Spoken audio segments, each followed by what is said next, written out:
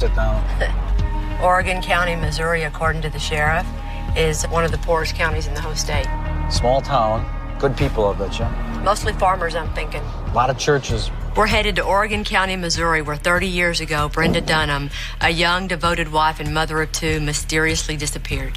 In this case, there's nothing. She just leaves work one day, and we never hear from her again. Well, first of all, we've got no body recovery. There's always the possibility that she's out, just moved away. Plus, they're at a disadvantage because when she does go missing or get murdered, there's a time lag before anybody's notified. I mean, just think, had they known to go that very day or the day after, and a cop had seen things in the house to show one way or the other, did she move away or did she just up and get dragged away? It would have been there.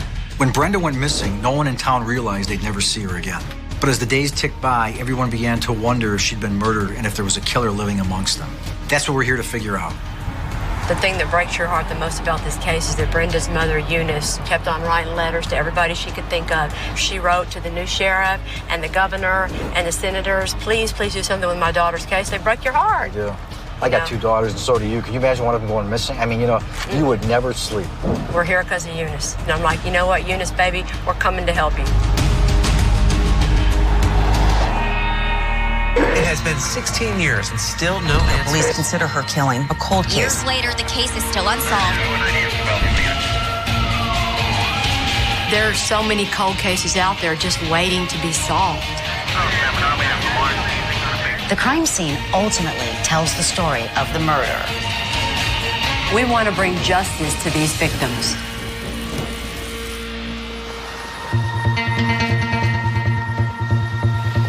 With no body and no crime scene, Yolanda's going to sit this one out, but Steve is a master at interviewing witnesses.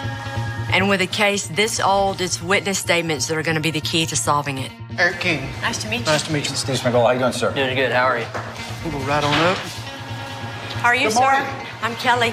Well, I'd like to welcome you folks here. I really appreciate you all coming to help us and assist us with this cold case. This is probably one of the oldest cases we've worked on, and I want to ask them what they were doing 30 years ago, but I'm afraid they might not have been alive.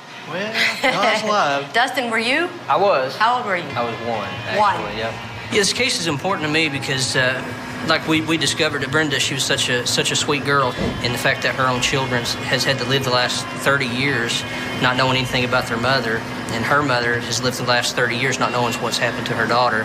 It really struck something with me. How many old cases do y'all have? We have another one. From 94. 2 total? Not bad. Y'all ready to get to work? Yes, ma'am. Well, Sheriff, thank you so much. Okay, ma'am. Wish Thank us you, luck. sir. Thank you. Pleasure to meet you. All righty. I was right at 14 when Brenda disappeared, so I always heard the stories, what may or may not have happened. Her mother, her siblings, her children, they deserve to know. Why don't you start with talking about Brenda? Brenda, she was a young lady, prime of her life, married to Jeff Dunham, mother of 2 small children, I believe 4 and 1, and basically sounded like Brenda was living a life of a domestic abuse victim. She had left her husband, Jeff, on a couple of occasions, and she sought help at some different shelters and with some churches and things that would put her up in a home. Brenda Dunham was, by everybody that you talked to's account, sweet and friendly and very religious. She was crazy about Jeff Dunham, who she met when she was in high school, and the mother of a 4-year-old son and a 1-year-old daughter, who were her whole world to her. But Jeff had a violent temper that was as clear as the bruises he left on Brenda's face. And the question has always been, what part did Jeff's physical abuse play in Brenda's disappearance? Start with the front of the story. Apparently, she was seen on May the 9th. She worked at the shoe factory. She got off about noon or 12:30, visited with her friend for a couple, 3 hours, got her normal carpool ride home. Next morning, apparently she didn't show up to work for several days, and then the people at the shoe factory and the volunteers in Howe County started calling because of the history of domestic abuse and the violence, and was afraid that he had done something to her. But what about Jeff? He had given some statements that she does this a couple times a year, just disappears for a week or two, go to a shelter, go here, go there, and then she'll come home, and that they had marital problems and basically just didn't sound too concerned. Why don't we start putting everything on the board? We're going to start with, did Brenda go missing? Jeff says... that she does it a couple times a year. Okay. She's being beaten on a regular basis, so of course she's going to leave. I think the next big one is we never found a body. Right. She's keeping a separate checking and savings account. Separate accounts, plural. Yes. Ooh, okay. If Brenda ran away, she would need money. But after 30 years, Brenda's bank records are long gone.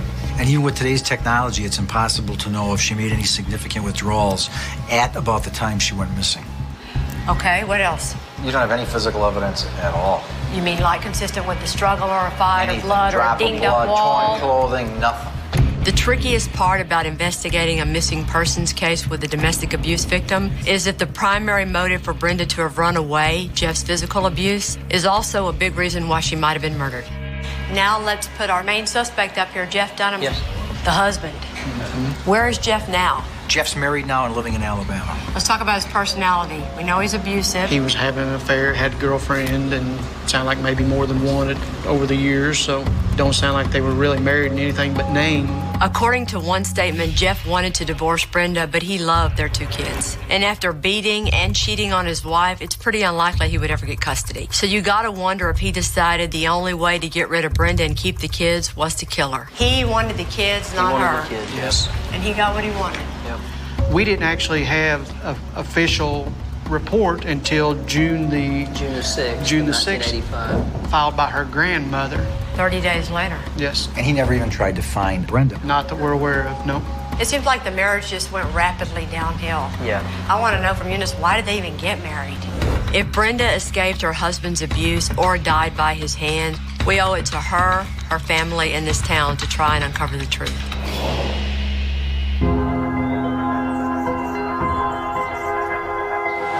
That was the house? This is it. When I first read this case, all I could think about was Eunice. Eunice was fighting the fight of trying to get somebody to look into her missing daughter's case at a time when law enforcement didn't treat domestic violence victims the way they do today. Knock, knock. Hello, Miss Eunice. I'm Kelly. Do you remember me? I'm George. Oh, of course. This is George. I'm looking forward to finally meeting Eunice and 2 of Brenda's siblings, Rick and Debbie. Why don't you tell us about Brenda? Well, of course, Brenda was my first child. And she's always, I would say, kind of a perfectionist type person. Everything had to be just so. Mom and Dad would take off and they'd go to work while Brenda was old enough to take care of us.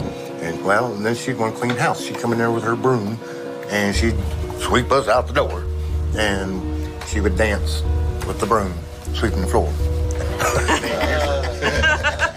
We used to giggle a lot together, just do silly little things, and she was just a great child. I loved her and still love her and miss her so much. What do you remember, Eunice, from the beginning of Brenda's relationship with Jeff? What did she see in him? Help us understand why she married him. I think she was crazy in love with him. I really do. What was there about him that made her crazy in love with him? Well, He was funny. He was funny? and he was good looking, He is well good built. looking. How much did she confide in you about how it was really going? Well, she told me one time, haven't inherited a whole lot from you, Mom. But one thing I inherited, I wish to God you'd have kept to yourself, and that's your big mouth. Because it gets me in a lot of trouble. So it gets me in a lot of trouble. And she was referring to him. If he said anything, she'd say her opinion, you know, and it usually ended up with the knuckles in her face. Okay. There's information in the file about the fact that she had opened an account in her own name. Did you ever hear her talk about that? She did leave him briefly and get an apartment in West Plains. Okay. Yes, she did. So she might have opened it up then. When she had the apartment, did she have the children with her, or would he let her take them? It's my understanding she took them when she first moved and he came and got them. He would not let her take the kids. And he wouldn't let her take them. She wouldn't leave. He wouldn't even let her take the kids to church. What happened with your grandchildren? You never got to have any contact with them after the first couple of months? Well, he moved. Okay. And I was only allowed to visit them in the state of Missouri. And that was 29 years ago. She was 14 months old and he was 5. Now she's married and got 2 little children of her own. I don't know how you stood it. How'd you do it?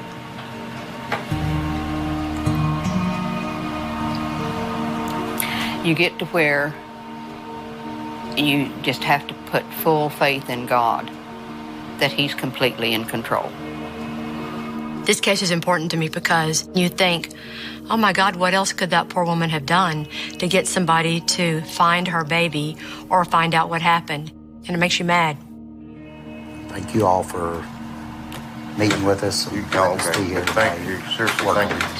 Eunice, I have never read a file in all of my years of being a mean, bitch-ass prosecutor of a mother as determined and hard-headed as you were. You did everything you could have done. We wouldn't be here if it weren't for you. We're here because of you. Thank you. Miss Eunice, give me a hug, hon. We're going to do the best we can, sis. Okay?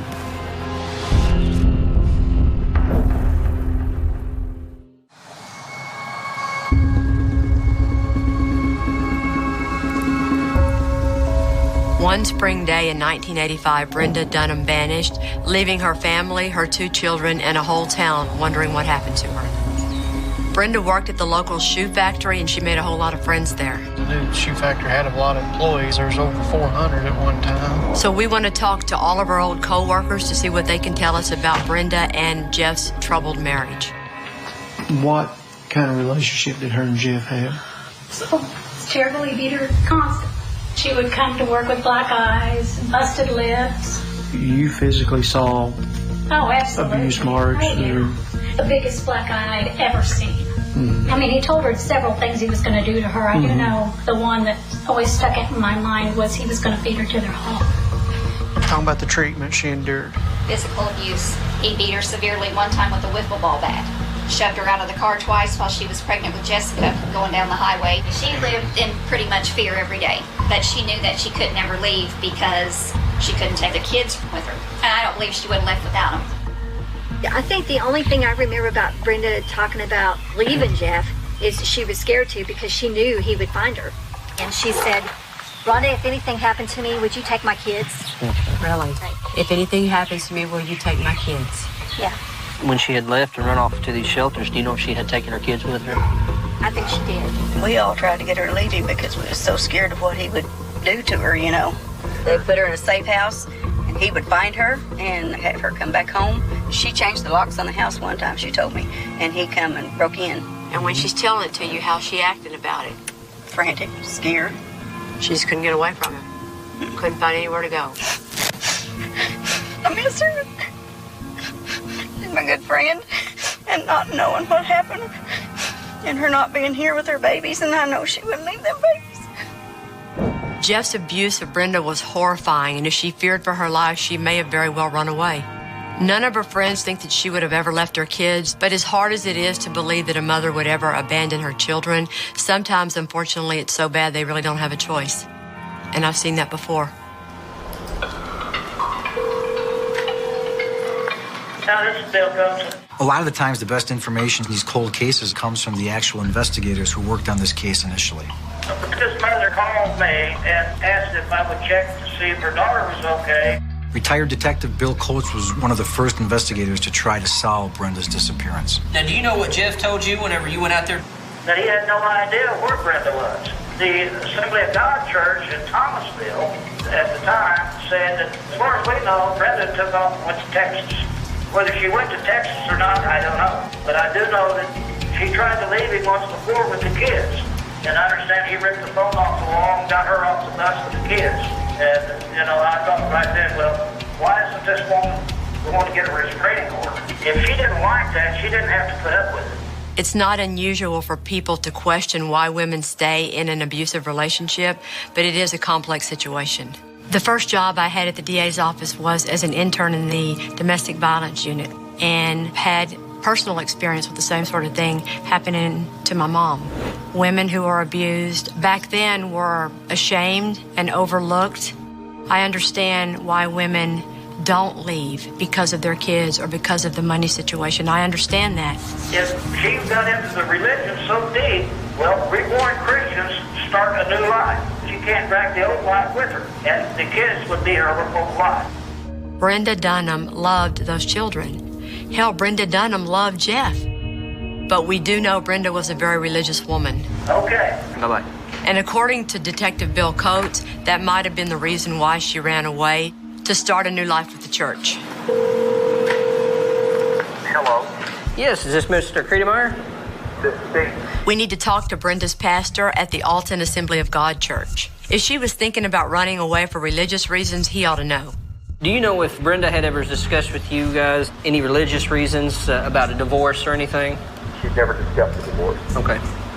We had talked to her and visited her. She was a member of our church. Okay. The summer of the fall of 1984, Brenda had asked us to store some of her things for her that she was going to be going into the shelter for battered women because she was being abused by her husband. I never knew where the shelter was. Oh, okay. I got reports that Jeff was calling all over trying to figure out where she was. Between 11 and 12 o'clock that night, Mr. Dunham came to the parsonage and asked me if I knew where his wife was. And I said, no, sir, I don't know where she is. He said, well, you got her stuff in your car. And he started cursing at me. He started kicking the door. He kicked a hole through the hollow door. He just was real fierce and real violent. According to her pastor, Brenda was trying to leave, but not to start a new life as a born-again Christian. She wanted to start a new life, but with her children and not with Jeff. She told me that he said that if she ever tried to leave him, that he would find her and he would cut her up in pieces and destroy her body to where her remains would never be found.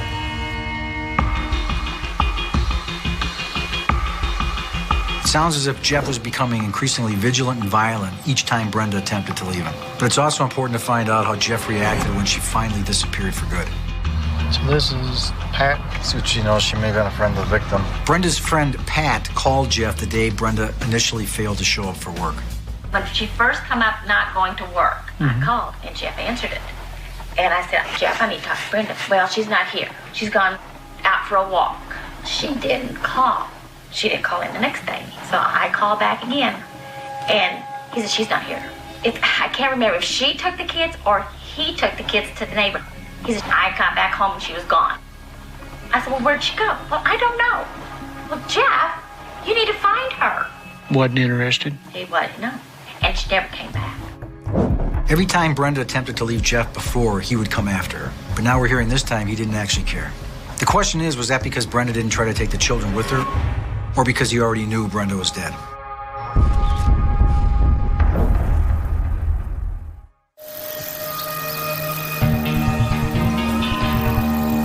All right, you know what? Why don't we call Justin Ryan, Rhonda's brother? Because he's our West Plains bank man. Brenda Dunham would have needed money if she was going to run away from her husband, Jeff. But since all of Brenda's bank records are long gone, there's no way of knowing if she ever made any significant withdrawals around the time of her disappearance. But we do know that she disappeared May the 10th, 1985, a Friday, and at most businesses, that means payday.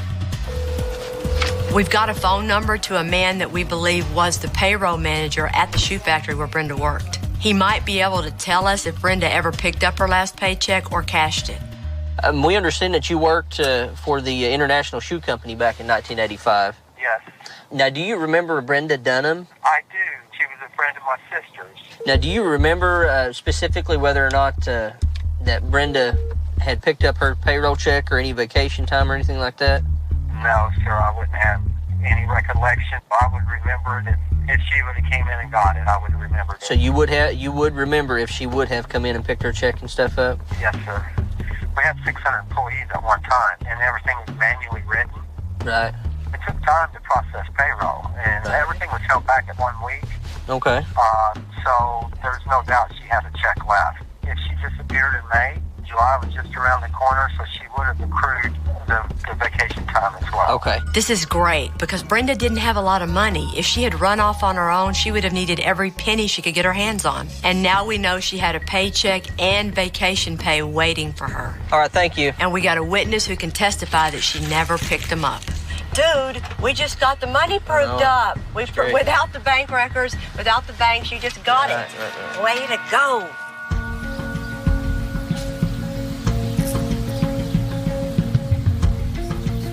Okay, y'all, let's see where we are now. After everything we've learned, it's time to discuss the theory that Brenda just ran away. According to witnesses, even if Brenda wanted to escape her abusive relationship with Jeff, she would have never left her kids. On the few occasions that Brenda did find the courage to leave, she took those kids with her. Do you know if she had taken her kids with her? I think she did. Jeff was even prepared to confront anyone that stood in his way. As he started cursing at me, he started kicking the door. But all of a sudden, the day Brenda disappeared for good, Jeff showed no concern at all. Jeff, you need to find her.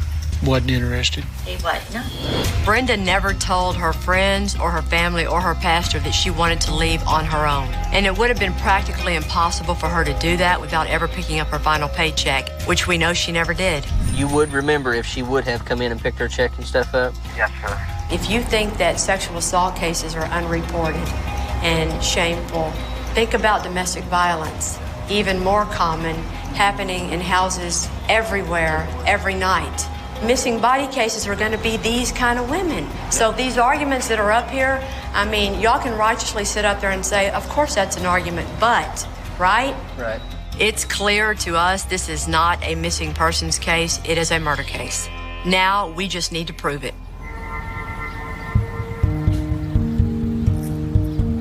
All right, and when y'all talk to Dean Dale, we need Jeff's words.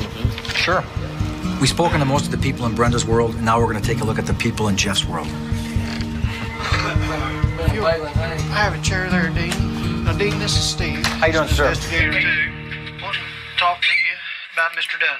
What do you remember about his personality? I heard rumors about him beating the hell out of her. He came up there either 2 or 3 days before or 2 or 3 days after she disappeared and asked some really strange questions about the sawdust pile. It wasn't what he said, it's just the way he acted and how he said it, you know, right. that was kind of strange. It's been 30 years, and Jeff's boss still remembers there was something strange about this conversation. Those are the types of things that raise red flags in any investigator's training. What was he asking specific about it? When you was going to move it, where you was going to move it, and stuff like that, you know, normal people wouldn't ask stupid questions like that. At this point, we believe we've got a murder case with no body.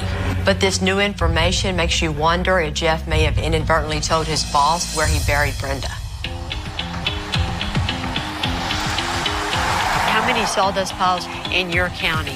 I'd say there's probably 6 or 7. We need to check out this sawdust pile for ourselves.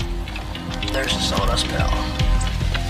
It turns out Oregon County is full of lumber mills, and all the leftover sawdust and wood shavings get hauled off to dump sites in the middle of nowhere. This is just this one initial part. It goes back. This entire thing is just a mountain of sawdust. This pile is 3 stories high and 3 football fields long. You could hide a body anywhere. You can see how that's liquid right there. We can go up and touch that, and it would be just like mud. It's liquefied. You know, you got all the acids and stuff that breaks down the actual wood material. It breaks it down and turns it into mush, and by doing that, it creates a heat. Kind of like using lime on a body. Right, and that's why it's black, because it's not that they've set this on fire, but it generated heat. We know that farmers often use their sawdust piles to dispose of dead livestock. If a cow dies, you can bury it in a sawdust pile or other compost material, and then natural bacteria will go to work. In 6 to 9 months, a whole cow will decompose and turn to dust. You can only imagine how long a human body would last. You know, it's so unsmooth looking. Mm-hmm. If you had a pile that was fresher dug, or nobody would notice. No. We're never going to know if Jeff buried Brenda's body here, but if he did, it's long gone. Of course, in this county, you've got more places to hide a body than you do people. And it seems likely that a country boy like Jeff is going to know where those places are because country boys know where to hide anything. So you got sawdust piles, you have all the ponds, you have all the woods, and you have all the caves. All the caves. You're never going to find her.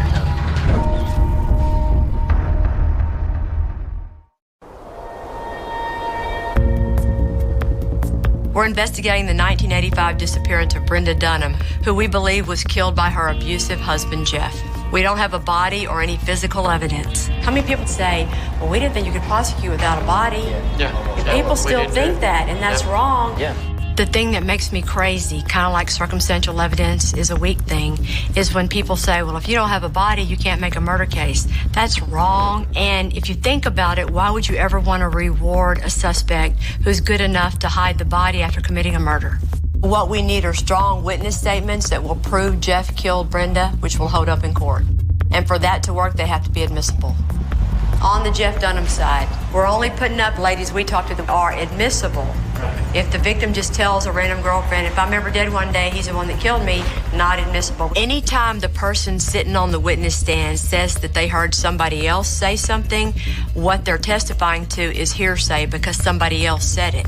So for the most part, anything a murder victim says is hearsay because they can't get on the stand and say it for themselves. She changed the locks on the house one time, she told me, and he come and broke in. But there are exceptions. Anything that a witness can say about Brenda crying or shaking at the time of the telling is admissible. And when she's telling it to you, how she acted about it. Frantic, scared. As any fresh bruises on Brenda would have been from Jeff's violent behavior. She would come to work with black eyes, busted lips. One type of incriminating statement that's also a hearsay exception is anything said by a suspect, since it's going to be against the suspect's own self-interest to say it. So as we move forward, the more implicating statements we can get out of Jeff's mouth through all kinds of witnesses, the stronger the case will be. So you have a witness who I hope we can find talks about how that very first weekend. Definitely, she would be one that I'm really wanting to talk to. At the time this happened, Jeff was dating a woman he seemed to care about a lot, and I put a star by her name because she was with Jeff at his house the very day Brenda disappeared and told the police that he was acting strange, that some of the furniture was out of place, and that Jeff wouldn't allow her in certain parts of the house. She could be the key to the entire case. This is Dustin Kirkpatrick. I'm an investigator with the Oregon County Sheriff's Office here in Alta, Missouri. See if you'd be interested in talking with us. This is over the Brenda Dunham case. I'm sure you're familiar with it. No, I don't know anything but remember the case. I don't. We're under the impression that you were in a relationship with Jeff Dunham. I don't know who you're talking about. Is your middle name? Yes, it is. And do you have a son named? I do. You don't remember drawing any maps of the home or anything and making any statements that you were in Jeff's home and anything like that? Absolutely not. And you don't remember anything about Brenda going missing? I don't. Thank you. Thank you so much. Bye-bye. Bye-bye.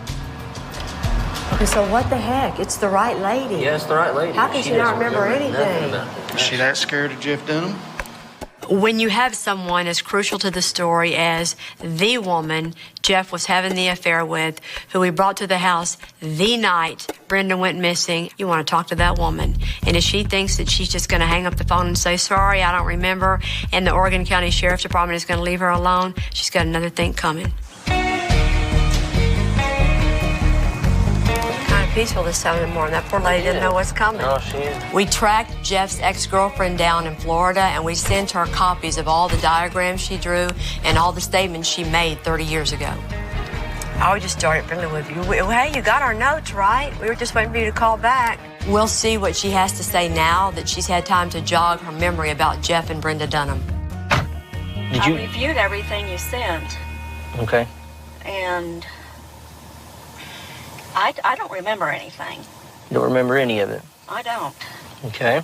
The first note in here is that you met Jeff in late February. Is that going to be 85 or 84? I don't know. Okay, but you know you dated a man named Jeff Dunham. Of course, no, you I remember can't say that. What about this diagram? This is a diagram Yeah, I that looked you at helped that. draw. I looked at that too, and you helped draw it. Yeah, I noticed that I had signed it. And I mean, you know they didn't forge your signature because I'm sure you'd remember that. No, I noticed that that's how I signed. And they didn't make it up. No, they didn't. I don't know what's going on here. I don't know if she's embarrassed because she ran around with a married man. I don't know if it's because she's scared. But we need this woman to understand how critical it is that she tells us the truth. What is crucial to the case is the fact that he brought you into their home right when Brenda went missing. And the things that you saw and the things that he said during those very days that she went missing, that's what's important. Yeah, I see what you're saying. I do. And?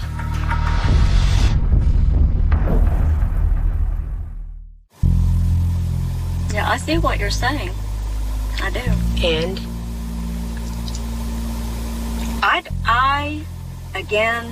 I don't remember dating him. I don't. No one's going to believe that. You know, I don't care. I don't care what people believe. Well, how about this line right here that you said, I kind of think he might have killed I read her. that. I read that, and You got to remember that. I don't. I kind of think he might have killed her. Oh, my Lord. I've had lots of boyfriends and men in my life, but if any of them ever said, I kind of think he might have killed her, I promise you I'd remember it. I can't help. I don't know. I don't remember. Are you afraid of Jeff? No. Again, I wish I could help. Do you really? I do. Absolutely. It doesn't sound like it.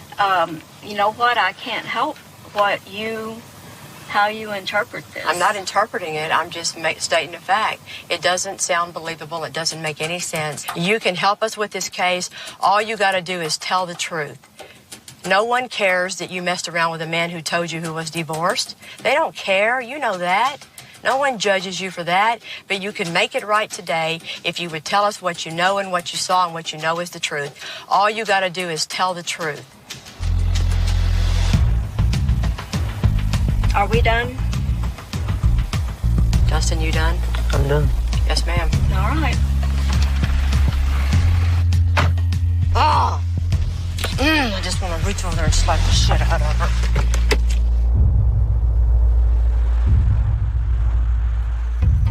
Jeff's ex-girlfriend was a disaster. We had high hopes that she was going to give us admissible statements out of the mouth of Jeff Dunham. She could have been the key to this entire case, but she didn't have any answers for us. But there's still hope. Hello? We're going to track down other people who were close to Jeff to see what he may have told them. This is an old case, and it involves a gentleman by the name of Jeff Dunham. Does that ring a bell? Yeah. We went out a few times, but not anything long term. He had some kind of stories about his wife's disappearance. Right. Do you remember anything about that? Only what he told me. What he told you is what we're interested in hearing from you. I just had to ask him how come, where was his wife? Because he had the kids. Right. But she ran off with the preacher, and he didn't know where. Jeff told this witness that Brenda ran off with the preacher.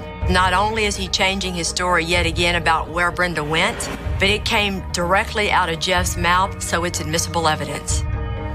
She ran off with the preacher? Oh, my God. That's great. That's great. We've got one last witness to talk to. Right there. She's scared and apprehensive, and we don't blame her. I wish I just could settle. Right. Like I said, we're trying. It's ate at me for 30 years now. I understand. One night, he was drunk. He told me, that if she ever tried to leave with the kids, he would kill her. We finally have a witness who heard out of Jeff's own mouth that he threatened to kill Brenda if she ever tried to leave with the kids. Excellent. He's the one person that just literally scares me to death because I think, that he's capable of it. And to this day, I'm still scared. Turn right after 1,000 feet onto I-65 North. I-65 North. It's been 30 years since Jeff Dunham actually spoke to police about his wife's disappearance. I think he's overdue for a visit. He's never lawyered up. He's never completely lawyered up. No? He says he's made some statements. If we can just get him to go over those statements and see where we got him, see what he changes, if anything. It'll be interesting to see what his version of events are. See, he's got those Marshall Mallow eyes that open up all white when he sees your smiling face there. Turn right after 12 miles. We tracked Jeff down to his home in suburban Alabama. Looks like he's done all right for himself here. And he has no idea we're about to show up on his doorstep. Hello, sir. How you doing? We're looking for Jeff Dunham. I'm him. Jeff, my name's Eric King. I'm from the Oregon County Sheriff's Office up in Alton, Missouri. I'd like to visit with you for a few minutes if I could. What about? About Brenda's disappearance. No. I've done talked to them before. They wouldn't listen before. They didn't check any stuff before. Who did you actually talk to? Because what I've got an old case file, and it's one of those that I grew up hearing about, and I've always heard the stories of this and that, and just want to try to see if we can figure it out. You guys need to go through the lawyer I had back then. Okay. You guys need to leave. Okay. It's disappointing, but in 30 years, Jeff has never been eager to talk to police about his wife's disappearance. So I'm not surprised.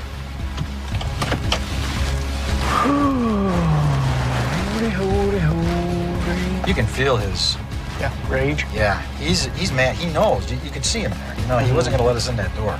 No. Not at all.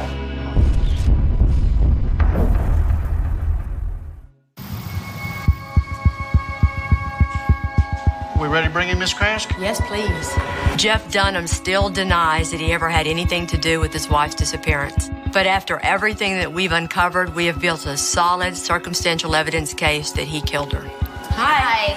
Jennifer Krask. Kelly, nice to meet you. Nice to meet you, too. The good news is that the Oregon County prosecuting attorney has agreed to a preliminary meeting to discuss all this with us. So what makes you think that she didn't run off? I mean, for one, out of the mouths of everybody that she's worked with and everybody she's talked to that says she never would have left her kids. Brenda's children meant everything to her. And when she tried to leave, she always took them with her. And I don't believe she would have left without them. But when Brenda finally disappeared, Jeff didn't seem to care at all. Jeff never showed any concern for Brenda being gone. So when she had left before, did he actively try to find her? Yes, we've got statements that he would go and find wherever she was at and would bring her back home. Jeff had a horrible temper and physically abused Brenda. One of the times she left and went to a shelter, Jeff actually went to the pastor's house and kicked the door down. Yeah, he started cursing at me. He started kicking the door. Jeff himself even threatened to kill her. He told me if she ever tried to leave with the kids, he would kill her. His stories about Brenda's disappearance were constantly changing. From she routinely left town to she went for a walk and never returned. Well, she's not here. She's gone out for a walk. To she ran away with a preacher. She ran off with a preacher and didn't know where. But we know that Brenda never picked up her last paycheck or her vacation pay, and in 30 years, she's never been seen or heard from again. Well, I think I'd like to take the time and process it all. She had a terrible life, a victim of domestic violence. He's making these threats, and then she's missing. You all have definitely done a thorough job. Very good job. The prosecuting attorney is going to review the case and hopefully we'll be able to move it forward. I bet poor Eunice has been doing nothing but thinking about this the whole week. What do you think? Probably. I'm sure she's had some sleepless nights. She's had some sleepless years. After the meeting with the prosecuting attorney, Jennifer Krask, and Dustin and Eric, the sheriff and I are going to go talk to Eunice, her son Rick, and her daughter Debbie. Been hanging in there, girl? Yeah. Good. We go sit down and... Y'all been checking on her every day? No. I wasn't going to say anything. Well, I'm really pleased with our results that we've came up with. Dustin and Eric have really worked hard with Miss Kelly and Steve, and I will be the first one to tell you that I feel really good about it. So we met with Jennifer Krask today, the prosecutor. She gets it. She's righteous. Like any lawyer, she wants to read it all herself, but it was a great week. And in a court of law in the state of Missouri, if somebody tried to make a case that Brenda Dunham ran off and left her children, they'll be looking like a fool. I'm glad they're on the case, that's for sure, to find out before my mom passes away what has happened to her daughter. That's just, that means so much to me. It ain't, yeah. Love you, sis. What else can you say? Being a mother and a grandmother in a situation like this is not an easy thing to deal with. I don't know how you've done it. So today, for just a little while, you can cry some okay tears, okay? These are not sad tears today. In all these years, for all your attempts, you've never been to the point you are today because this man wanted to help you. Thank you, George. Okay? Okay.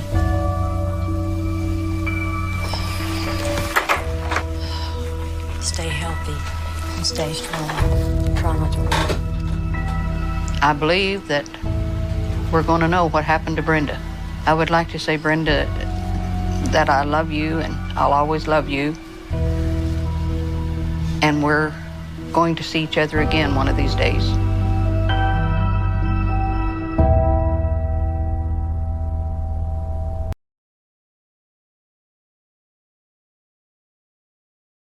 I cry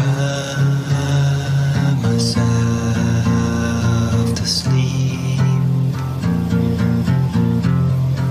Someone has taken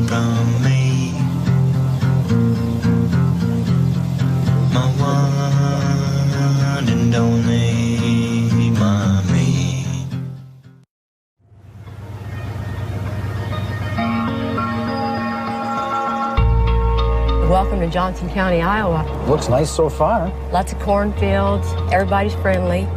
You'd think, and then that's not exactly why we're here, but... That's true.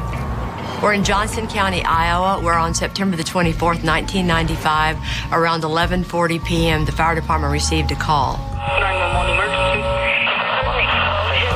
And there is like a Jeep or something on fire. They went out to a fire, and when they got there, they found a car completely engulfed in flames.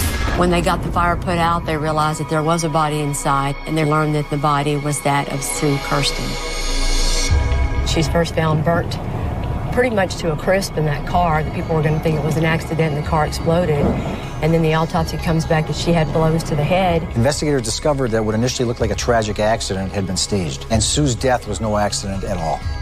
Why would anybody want Sue dead? She's an artist, she's a simple person. And she was only 38 years old. Terrible.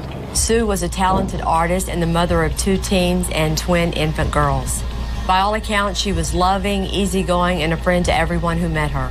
Her death had a devastating effect on her family.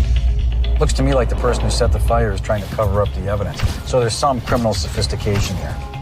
A lot of arson cases go cold because the initial efforts to suppress the fire actually destroys the physical evidence. They're some of the hardest cases to investigate. But with a lot of hard work and a little luck, hopefully we'll be able to solve this case for the victim's family and catch the killer. Every dog has his day, Kelly. Look at you being optimistic on day one. Oh, yeah, you gotta be optimistic. God's on our side. I believe. It has been 16 years and still no answer. Police consider her killing a cold case. Years later, the case is still unsolved. There are so many cold cases out there just waiting to be solved. The crime scene ultimately tells the story of the murder. We want to bring justice to these victims.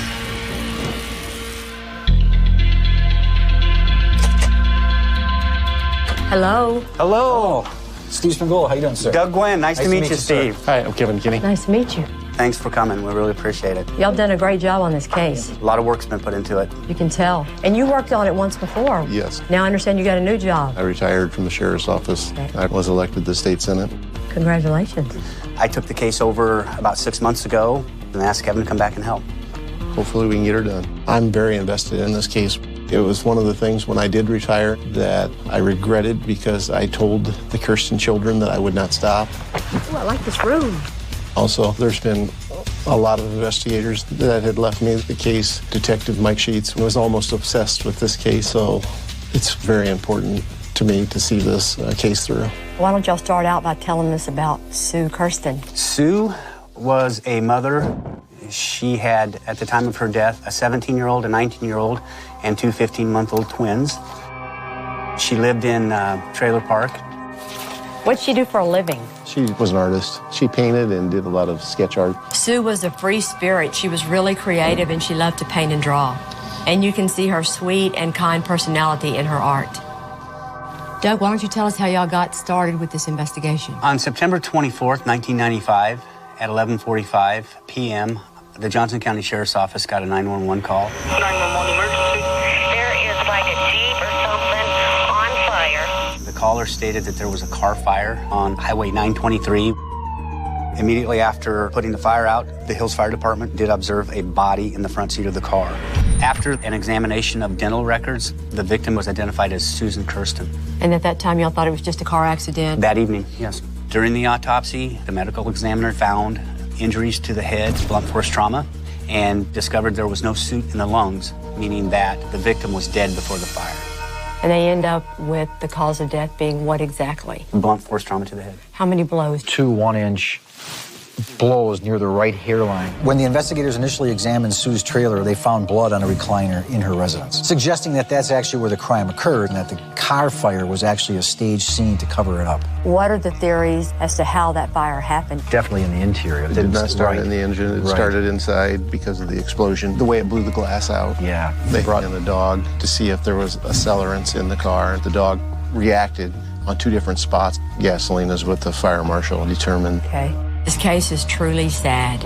An innocent mother of 4 who was horribly killed. She was bludgeoned and then burnt up when her car exploded. Vicious, pointless murders like this are the kind of cases that make you stay up nights trying to make sure you get the right person behind them. Y'all want to start with Bob Gump? Sure. All right, so what do we want to put up here first? Bob was a friend of Sue's. Was he a neighbor? He was. Partied together.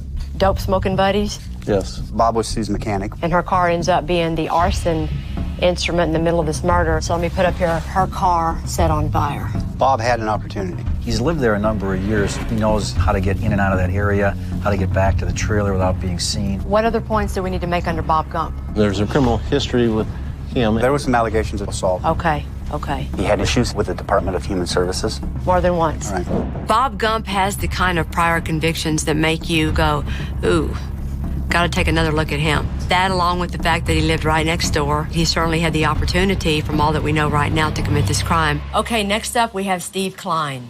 Stephen Klein was the father of Sue Kirsten's 2 twin daughters. They had broken up and then she gets pregnant. Biological dad, and he kind of denied that at first, right? Does he fight child support? Yes. And then in October of '95, what's going to start happening? A $300 a month garnishment.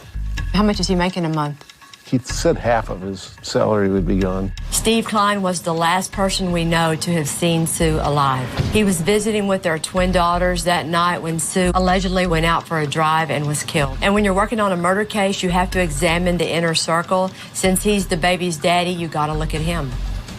What about the volunteer firefighter thing? He had training in fire science. They were putting up their classes. Okay. And Steve knows a little bit about how much water is going to be used to suppress the fire and how that'll destroy the physical evidence at the scene. We've got 2 strong suspects to investigate, 2 crime scenes to examine, and a whole slew of witnesses to look through. But first, I want to make sure we meet with Sue's family.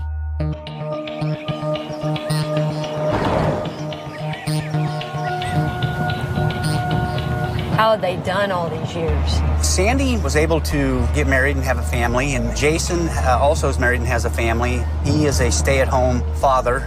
We're going to see Sue's older children, Sandra and Jason. Though they've tried to have contact with the twins who were raised by Steve Klein's family and who are now 21, so far they've not been successful. I think that Jason had a couple of bouts of depression himself. Probably has a lot more anger at what happened, huh? Yeah, I'm one of the last of the deputies that worked at the sheriff's office when this crime occurred. And I'm within 3 years from retirement. Hi, Jason. Hi, Sandy. Hey, Doug. Hello. I would really like to see this case solved, charges filed, and the trial completed before I leave the sheriff's office, to be able to bring closure to the Kirsten family. I told you that we were going to look at your mother's case again, and today we got started. Very, very neat that you guys are here, and it's something that I've prayed for a long time, you know, just somebody to come help. What do y'all remember about your mom? She was a very kind person. She would be there to help anybody. We heard she was a good artist. Yeah, she liked to do creative things. She passed that talent on to either of you? Oh, he's got it. He's very talented. There you go. It's a release for me. I use it to occupy my mind when it wants to go elsewhere. I miss my mom a lot. She was a very kind person. She was definitely unique and a good friend. There's certain days that go by where you need a mother's advice. You need to hear her voice just to kind of calm your soul. And the only thing you can do, the only thing I can do is just like, you know, I just cry. Back when this happened, when you were 17. A baby. Pretty much, yeah. My brother's had a really tough time with this, and that really breaks my heart. I have peace, but for my brother, that is why I really want it to be done. Because I think that's where he's going to get his peace from, is it being done. Because it seems like you've had a harder time working through all that. Well, there's some days that are better than others. You got to stop thinking that you can do anything about it, okay? Whatever happens here.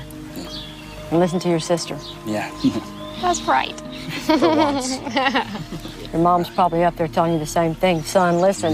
That's right. She's cheering you on. And helping you paint. With Jason, you want to reach out and hug him. Thank you so much for coming. And you want to tell him it's going to be okay, but we can't tell him it's going to be okay yet. We just hope that it's going to be. And that's the part that's scary.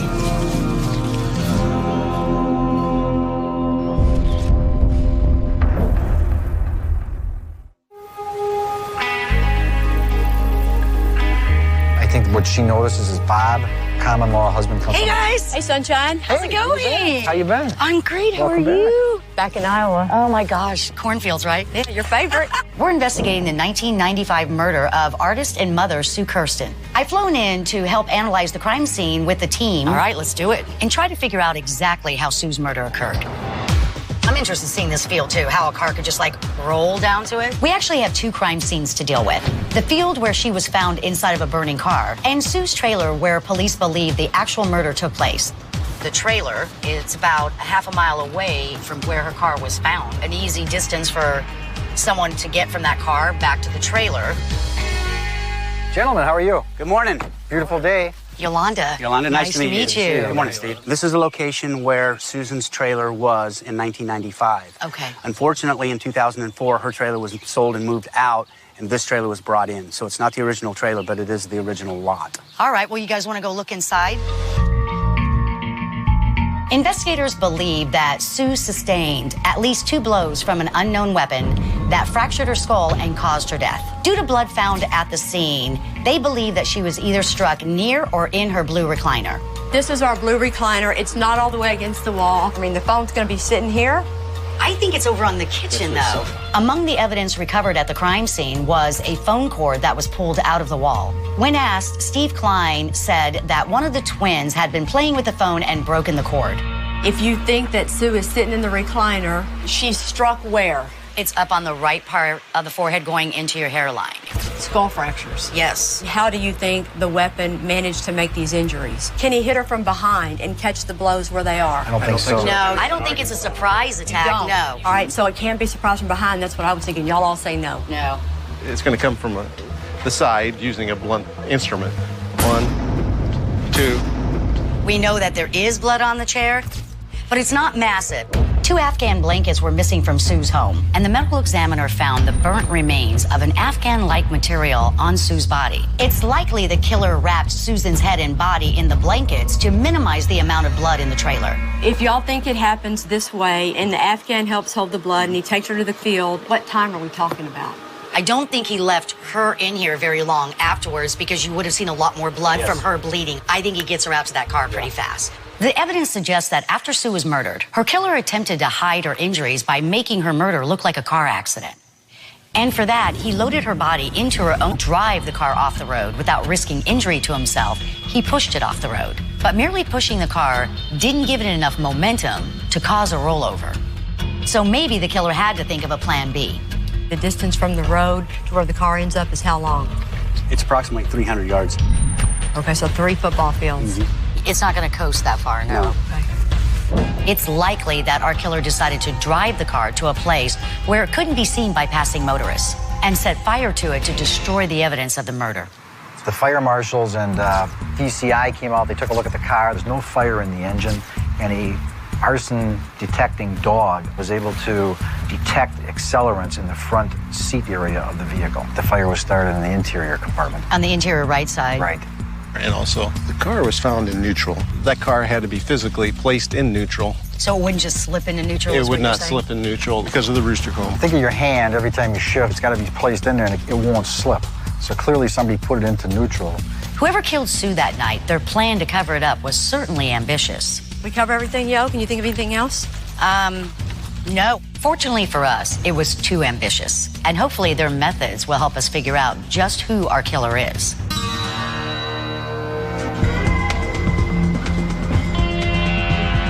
I'm glad that Yolanda joined us to help us wrap our heads around how Sue was killed. But now it's time to dive into all the potential witnesses in this case to try and learn more about our 2 suspects. Do you know Steve Klein? Well, I've had the misfortune of being associated with him, yeah. He said over my dead body, will she ever take these girls away from me, and I'll make sure that never happens. One thing that I would like you to make sure you look at is that Bob and Janet that lived across the street. You're talking about Bob Gump? I think it's Gump, yes. What do you know about Steve Klein? He seemed like a pretty nice guy, a little bit wiry, a little hyper-like. I was abused off and on. His temper was very, very scary. Bob was a selfish, self-centered man who, if he didn't get what he wanted, he took revenge. Did you ever meet Steve Klein? Yes, I did. He told me he had been a fireman, talked about bodies burning up in cars. What brought that conversation on? I don't recall. All right, you have a good day, okay? You too. Bye. So far, it's still sounding like either Steve Klein or Bob Gump could have murdered Sue, so we need to keep digging.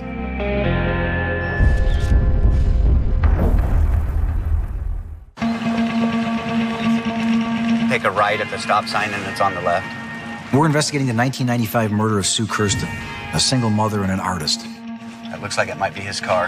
Randy McCray attended self-help meetings with both Sue Kirsten and the father of her twin daughters, Steve Klein. And he may have some information for us that will actually help us out. How you doing today? Good. Let's start off by telling us about your relationship with Sue and Steve. We went to meetings together. They'd both show up at the same meeting and they'd get in an argument. There was fighting over custody. He wasn't gonna pay child support. Do you think Steve would be capable of killing Sue? He was pretty unstable. I can't say for sure that yes, he'd done it because I don't know. Right. Money is one of the most common motives for murder, and with Steve's job as a laborer at a plastics company, $300 is a good chunk of change, especially when you have to pay it every month. But we're going to need more than a motive to prove that he murdered Sue. Well, we know that Roy isn't working right now, so he should be at home. He's a key guy here. Even though he's no longer in contact with Steve Klein, Roy was a good friend of Steve's back at the time of the murder. And was a mentor and actually like a father figure to him. Hey, Roy, if it's too cold in here, let me know. No problem. I don't want you to catch a cold. On the night of the murder, Roy was actually one of the first people to see Steve after Sue's body was discovered in the fire. Did I know the guy? Yeah, I knew the guy a lot. Mm-hmm. Something would go wrong, Steve would call me. I mean, he would get into a fight with his mom. He'd call you. He'd call me. When something went wrong, he came to me. Right. Okay? He desperately tried to get a hold of me that night. I recall him telling me there was something wrong, okay? Mm-hmm. Not sure I recall much more than that, you know? Okay. And I believe I said something to him, well, do you need me to come down? Or, that's how I ended up there. You finally wind up over at Sue's trailer at some point, right? Yeah. Yeah. When you got there, what was his demeanor? He seemed calm but concerned. Not quite what I would expect. In your opinion, he should have been more upset? Or you would have thought he would be more upset? If he was truly trying to get back together with her? Yeah. So Steve was repeatedly calling Roy's phone lines the night of the murder. And now Roy is telling us that when he actually saw Steve that night at Sue's trailer, he thought Steve should have been more upset over Sue's death. I think we all agree that, you're on the right guy here. Roy suspects that Steve killed Sue, and he was close to Steve, but there was someone else who may have been even closer. Suzanne was one of Steve's girlfriends before Sue. I had dated Steve. Right. And when I ended that relationship, he was angry.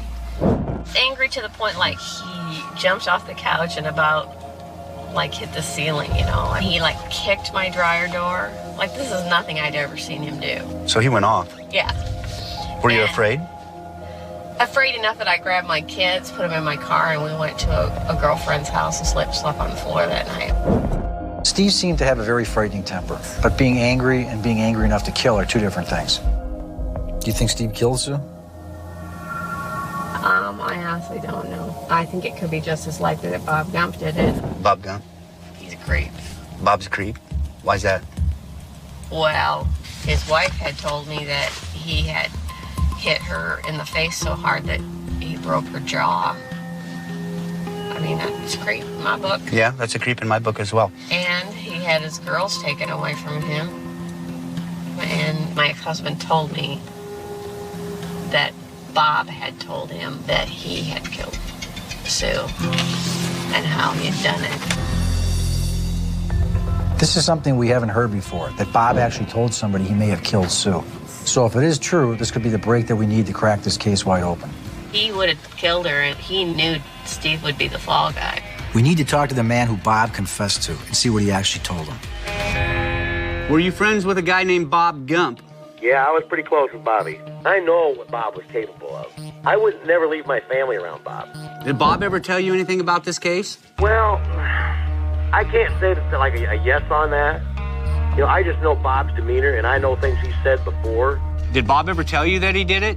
No, not straightforward, no. Bob Gump never told you that he killed Susan Kirsten? Not specifically, no. Okay. Sue's the one that called DHS on him. He knows that. Bob knew that Sue called DHS on him. Oh, yeah, he did. So you think that would give Bob Gump a reason? That's part of it, yep. Okay. We knew that Bob had a history of domestic problems, but according to this witness, Sue was the one who called the Department of Health Services on him. If that's true, that would give Bob Gump a strong motive to want Sue dead.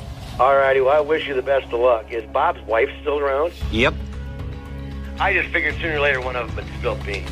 Either Bob or Janet, but see, that's just my opinion. You know what I'm telling you? Mm-hmm. Thanks. Yep, man.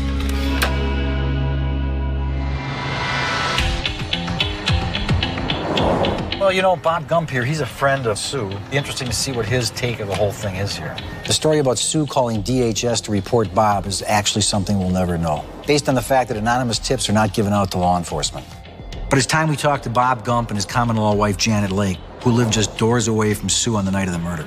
Well, I see a vehicle in the driveway, so let's hope for the best. Janet has always been Bob's alibi, claiming that Bob returned home from a bar about 10:30 p.m. and went to bed.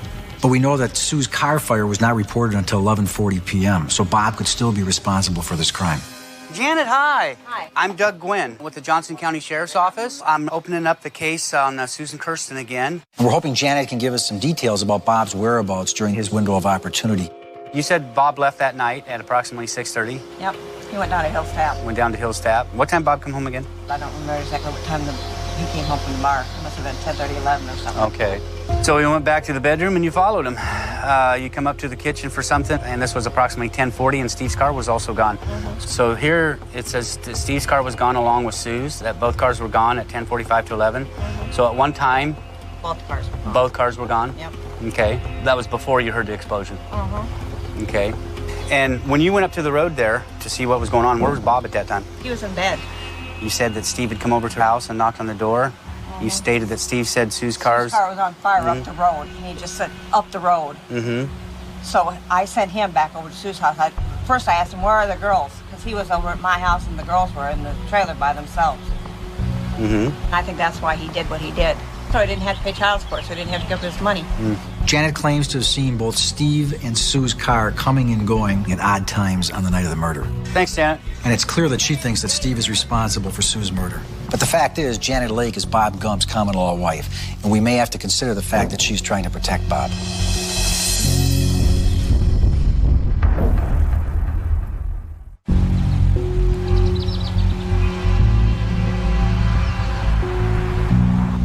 Bob Gump here, he's been in that trailer. He knows Sue, he knows her habits. Bob Gump is one of our suspects in the 1995 murder of Sue Kirsten. And we've spoken to several individuals who seem to think that he did this. Sue's the one that called DHS on him. You think that would give Bob Gump a reason? That's part of it, yep. But also to Bob's wife, who says that Steve Klein is the one we should be looking at. And now it's time we talk to Bob himself.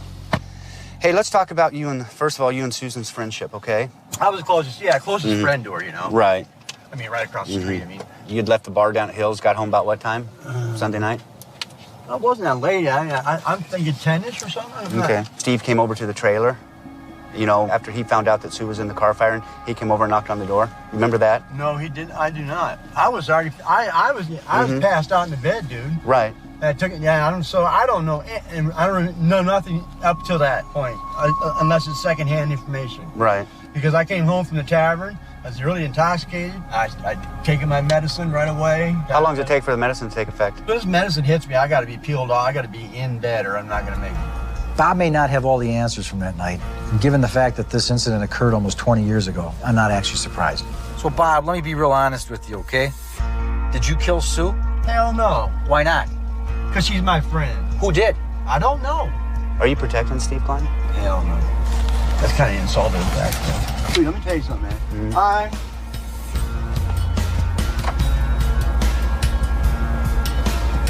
had nothing to do with it, man. She's my friend. What should happen to the person that killed Sue? The same thing that he did to her. An eye for an eye. Bob might be telling the truth, and his story actually does match his wife's. Okay, thanks a lot. But he still had a potential motive and opportunity to kill Sue.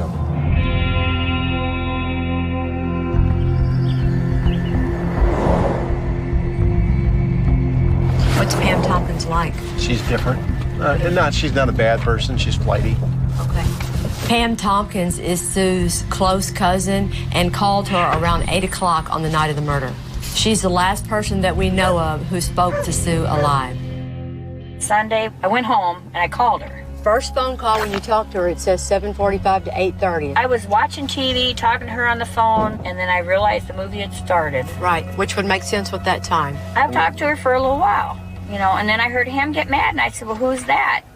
She said, well, Steve. And then she whispered something, and then the phone went dead. You heard him get mad in the background? I heard him get mad in the background. And then the phone went dead. She whispered something, and the phone went dead. Called her at 10 o'clock when the movie was over. No answer. And I should have went down there. And I didn't. Pam initially told investigators that Sue and Steve seemed to be arguing that night. But now she's saying for the first time ever that right during the argument, the phone went dead, which could explain why that phone cord was found ripped out of the wall at the trailer.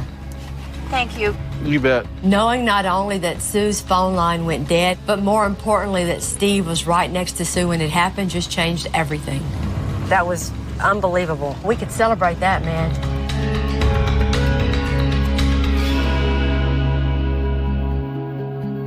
All right, so we have up here from 7 to 10:30, 11, what we think is going on with Bob Gump. Now we have a clearer idea because of what we found out. We learned in an interview with Pam Tompkins that the phone went dead at about 8:15. That was the last time that we know that someone talked to Sue. We know that Bob was at a bar from around 7 to 10:30 on the night Sue was murdered. And we believed that Sue was killed around the time of the 911 call, which was around 11:40 p.m. But now with what Pam Tompkins has told us, we believe that Sue was killed around 8:15 p.m. when her phone was suddenly cut off. And you combine that with the fact that Bob Gump was the one that was her friend who smoked dope with her, and his actions were cooperative, consistent. He never asked for a lawyer. Are all of y'all good with marking Bob Gump off of the suspect board? I think that Bob Gump had nothing to do with the death of Susan Kirsten. Take him off. Yes. Now, we can just worry about Steve Klein.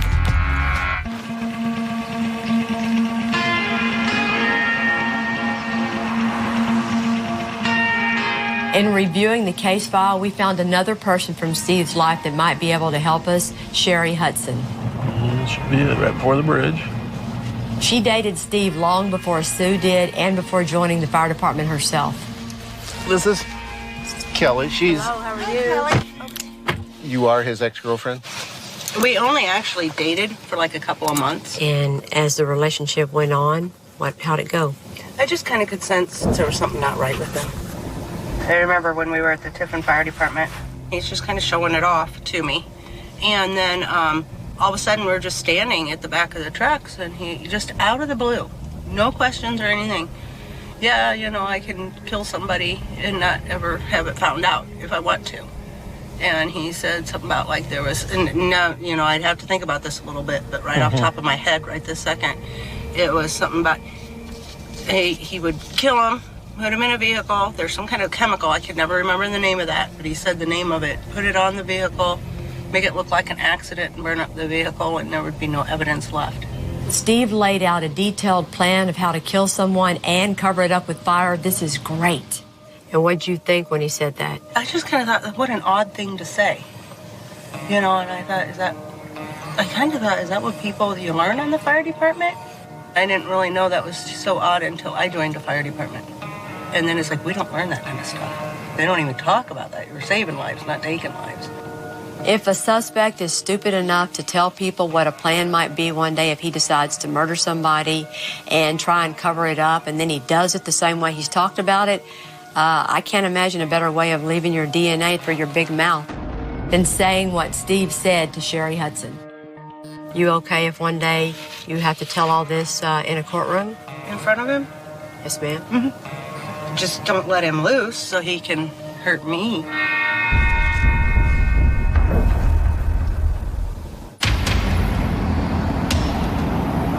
This looks like somewhere Steve Klein would live. It's time for us to track down the man that we think murdered Sue Kirsten nearly 20 years ago, Steve Klein. I got nothing, no movement, no nothing. Nothing? No. Good afternoon. How are you guys doing? Hey, do you happen to know the guy that lives down at the end of the lane there? You're talking about Steve something. Yeah, Steve. We had problems before. Older guy? Nobody gets along. No. You guys get along, Steve? No. He started a bunch of problems with us. Do you know where he works? He works for some trucking company. Thanks to Steve Klein's neighbors, we now know where Steve is working, and we actually obtained a phone number for his place of employment. Hello. Hi, Steve. How you doing? Who is this? This is Doug Gwynn. Doug Gwynn who? Well, Steve, I'm a lieutenant with the Johnson County Sheriff's Office up in Iowa City. Okay. I'd like to get together with you and talk for a few seconds if I could. Okay. That'd well, about what? I've been assigned the Susan Kirsten case, and you know, I've been going back and I've talked to everybody that was a part of Susan's life at that time, and you were the father of her 2 twin daughters, and I'd like to be able to mark you off my list. Well, I don't know if that's a good idea. It's just saying I don't think. I just have a couple questions I'd like to ask. You know, it won't take very long, and... Well, do you have a warrant or something? I do not, no. You know, it just sounds like to me like, yeah, I just not think it. Can I ask why? No, not really. Well, I can be in Mount Pleasant. If you get off of work at 5, 6 o'clock, I can be there. No, I don't think I'll be there for some time, so. I mean, you may be able to help me, and I'm wondering why you won't do that. Well, because I was advised not to. Everybody wants to rip you a new asshole. I don't want to rip you a new asshole. I got nothing. I don't even know you. Oh, he hung up on me. That couldn't have been any better. He's not stupid. He's not getting in the car. He's not talking. Now he ain't even coming home. Yeah. How's that going to look to a jury? He has no questions. He ain't curious. And he's got nothing to say to you. What do you think a jury's going to think about that? He's an ass. And it's all admissible. Okay? We're happy. Steve didn't want to talk, but sometimes that can be just as good because his indifferent responses tell us all we need to know. Okay, so guys, what you have to think about is this. In the entire universe, the only person who had any kind of issues or trouble with Sue is Steve Klein. At that time in their lives, they were fighting over visitation and custody. They were fighting over imminent child support. They were mad at each other and all this was going on. And the child support was fixing to be paid about 1 month later. You had that as your foundation. They'd both show up at the same meeting and they'd get in an argument. They was fighting over custody. He wasn't gonna pay child support. And then you add to the mix the fact that now we have Pam Tompkins, who tells us for the very first time that she heard Steve yelling at Sue at 8:15 right before the phone went dead. I talked to her for a little while, you know, and then I heard him get mad, and I said, well, who's that? She said, it was Steve. And then she whispered something, and then the phone went dead. The phone goes dead because that's when she gets struck upside the head 2 times. And then y'all have Roy telling you that new evidence. When something went wrong, he came to me. He desperately tried to get a hold of me that night. When he called me that night, I knew something was wrong. And then finally, you talk about the fact that you have Sherry Hudson, years before this ever happens, who says to you and will testify in a courtroom that Steve told her, I know how to hide evidence as a firefighter. Would kill him, put him in a vehicle, put it on the vehicle, make it look like an accident, burn up the vehicle, and there would be no evidence left. With all of that being said, with this case being as strong as it is, are y'all ready to go talk to Janet Lyons, your county attorney? I'll just quote you word for word.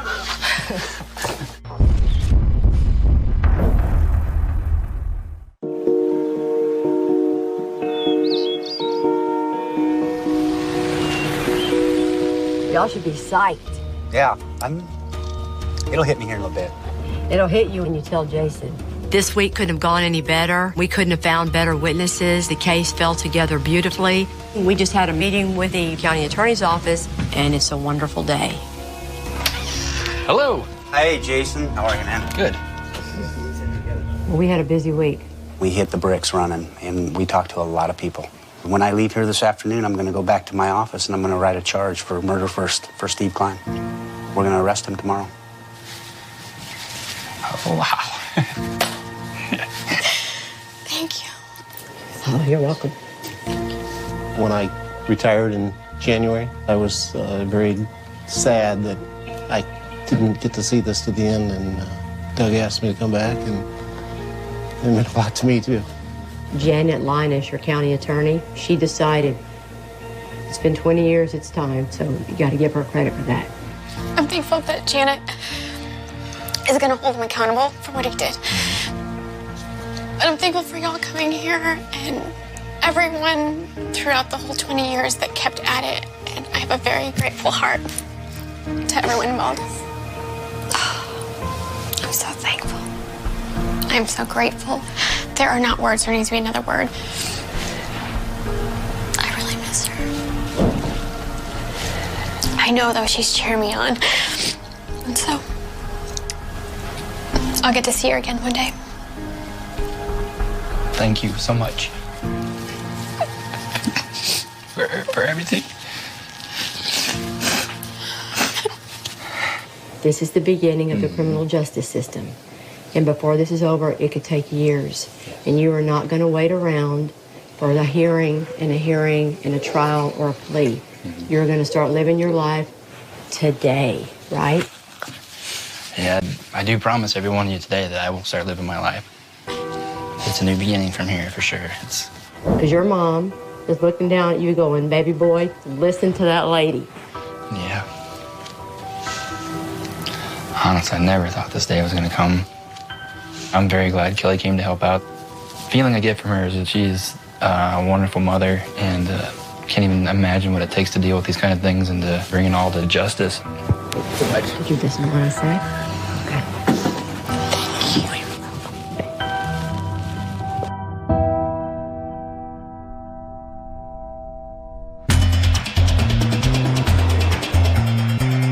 There's somebody by a truck. I don't know if that's him. I cannot wait to put the handcuffs on Steve Klein. Go, go, go, go, go.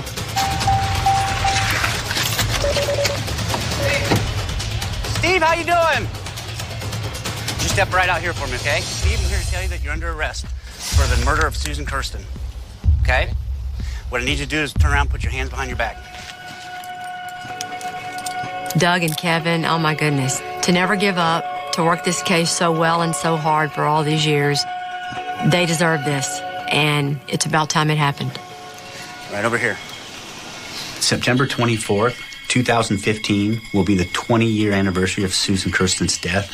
It's going to be very nice to not have a case that's been cold for 20 years at our office. I will do whatever the county attorney office needs to be ready for a trial so that justice will be served. We're going to go to this door right over here that says receiving. With Steve Klein, you have a man who couldn't handle a woman telling him when he could see his kids and that he was going to have to pay for those kids. And it finally ended up with this happening to Sue. And men like that need to be sitting their asses behind bars.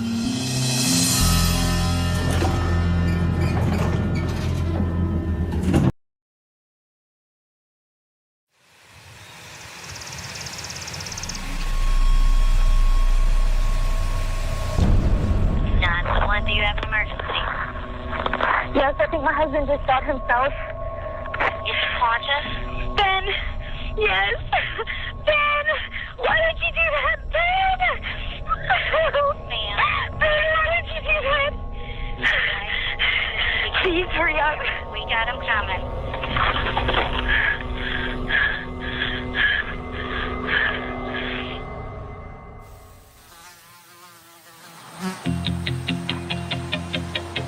So Kelly, I noticed that this case isn't our typical cold case. It's only about 3 years old. It's kind of nice for a change, huh? Yeah. For the first time, we actually had the elected prosecutor ask us to help with the case to see if we could bring in some new eyes.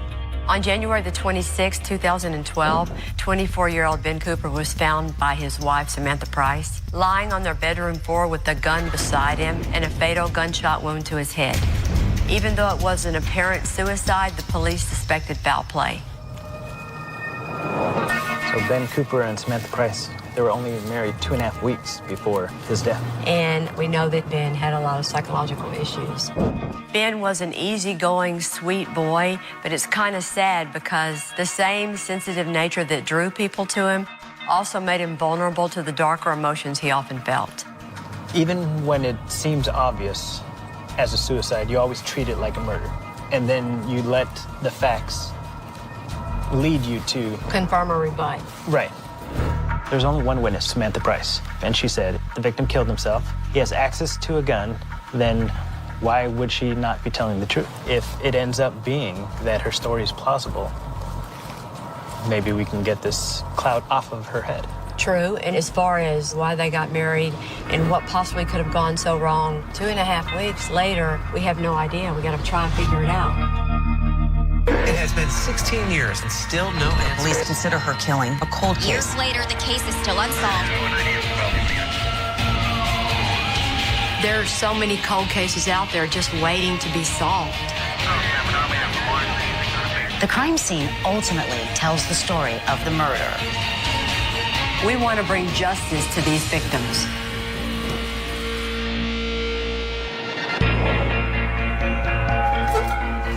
Hello. Hello, how are you? How are y'all? John Ward, prosecutor. Nice to meet you. Orlando. Jeremy Doherty. I'm excited that a prosecutor wants some help. In a small county, we don't have a lot of resources. So when I reached out for a purpose. Well, show us where you want us to work, and we'll get started. Thank you. Yes, ma'am. Being invited by the prosecutor himself is like being invited by my own people. If he wants us to do something, that's what we're going to do. Thank you again. And I'm excited about it, and I hope that we can make some progress. If this happens the beginning of 2012, y'all never have really quit working on this case then. You never put it to the side. No, it sat on the top of my desk, and I looked at it and tried to figure out what more things that we can do. This, from the beginning, has been the most important case that I've ever had to investigate. So it's always been front and center for the past 3 years. How old was Ben when this happened, Jeremy? He was 24 years old. A baby. Everybody said he was sweet, though, and... Yeah, that's right. Everybody said that he was very intelligent.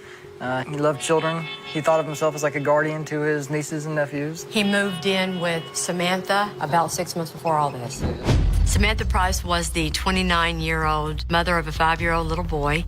They met in the fall around October of 2011, and they ended up getting married in January 2012. And when they got married, it seems like things kind of went downhill pretty quickly. Can you start out by telling us what happened that night? It was January 26, 2012. At approximately 11 p.m. that evening, Samantha Price had called 911 to report that her husband, Ben, had shot himself. The fire department arrived on scene. They saw Benjamin Cooper laying face up in the doorway of his bedroom with a single gunshot wound to the head. Then ended up dying en route to the hospital. So what all do we know happened that night based on what Samantha told y'all?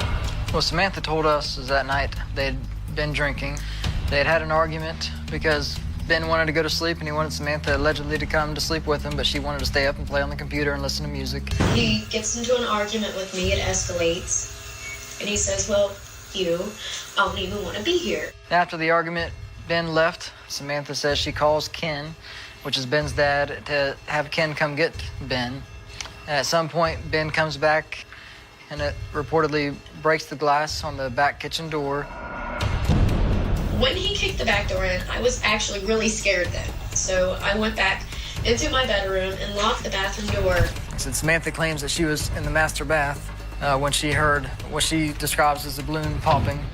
She opens the door and allegedly sees Ben laying on his back with his hands down by his side, the gun still in his left hand. Okay. And everybody there is thinking this just doesn't add up. I mean, the way that Ben was shot, he was shot in the lower center base of his skull. And I've worked a lot of suicides and nobody's ever shot themselves in the back of the head in my experience. Right. And so obviously that was the first red flag, was where he was shot. I haven't worked many questionable suicide cases, but I know it's not common to see self-inflicted gunshot wounds to the back of the head.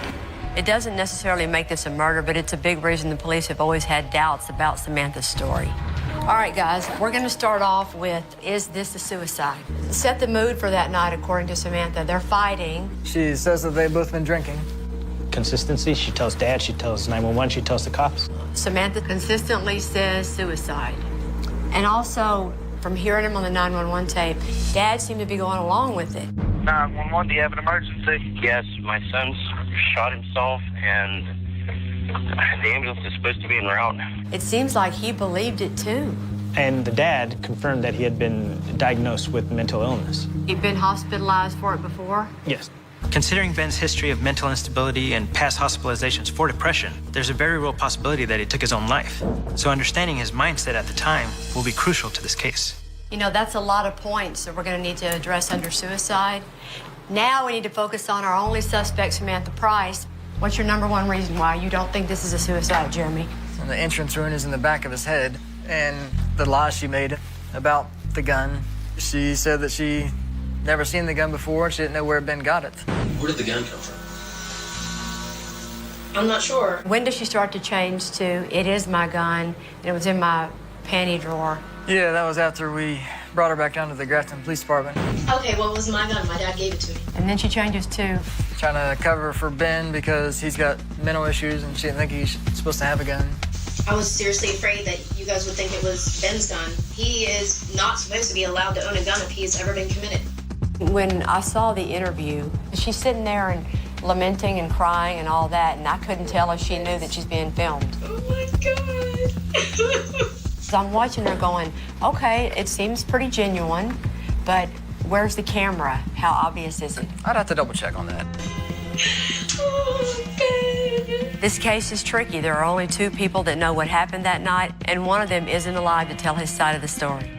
Either Samantha's innocent and we need to allow her time to mourn and move on with her life, or she's a killer and we need to do everything that we can to put her behind bars and get justice for Ben. We're going to go meet Marcia and Kenneth Cooper.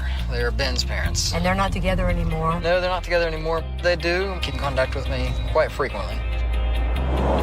Hello. Hello. Nice to meet you. Hi. Nice to meet you, sir. Nice to meet you. Well, we just wanted to come and check in with you. Okay. What are your best memories of your son? Easy kid, easy baby. He was always happy. Did he ever talk about what he wanted to do when he got older? He came home one day and he said, I know what I'm going to do, Dad. I want to be a forest ranger, which I thought he would be great at. You know, it was more than just a father-son type experience. To me, Ben was my best buddy. That night where Samantha calls you, what are you thinking about everything? Samantha called me and told me that they had had a fight. And I said, give him the phone and let me talk to him. There won't be any problem. She ultimately did just hand him the phone, and he was fine. She handed him the phone? Mm-hmm. First thing he said is, I think I really screwed up, Dad. It was the first thing he said. When Ben says to you, I think I really screwed up, Dad, you think he's talking about the fight that they had and him walking out. Breaking the door. And then breaking the door. And I said, well, anything can be fixed, you know. I said, I got plastic, I got tape. That's what I was planning on doing, patching up the door and getting him out of there. Okay. And I was at the red light. She calls me. She says, Ben just pulled a gun from somewhere and shot himself. And I said, what do you mean he just pulled a gun from somewhere and shot himself? You know, because I couldn't believe what she said.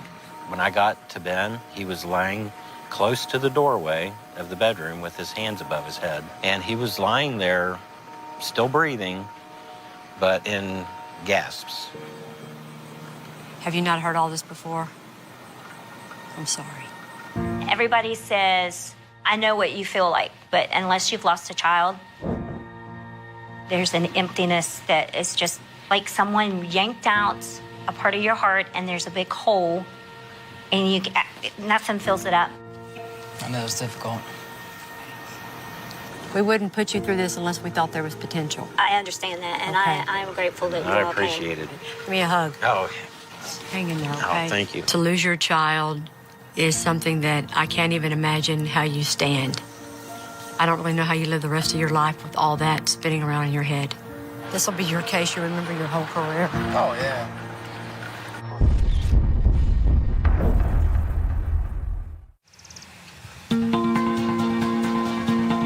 Hey! Good to see you. Remember him? too? Yes, I do. Oh, my gosh. I've been seeing you forever. I know. This is Jeremy. Jeremy, I'm Yolanda. Nice to meet you. Good to meet you. Have we had one younger, Yolanda? No, he's pretty young, okay?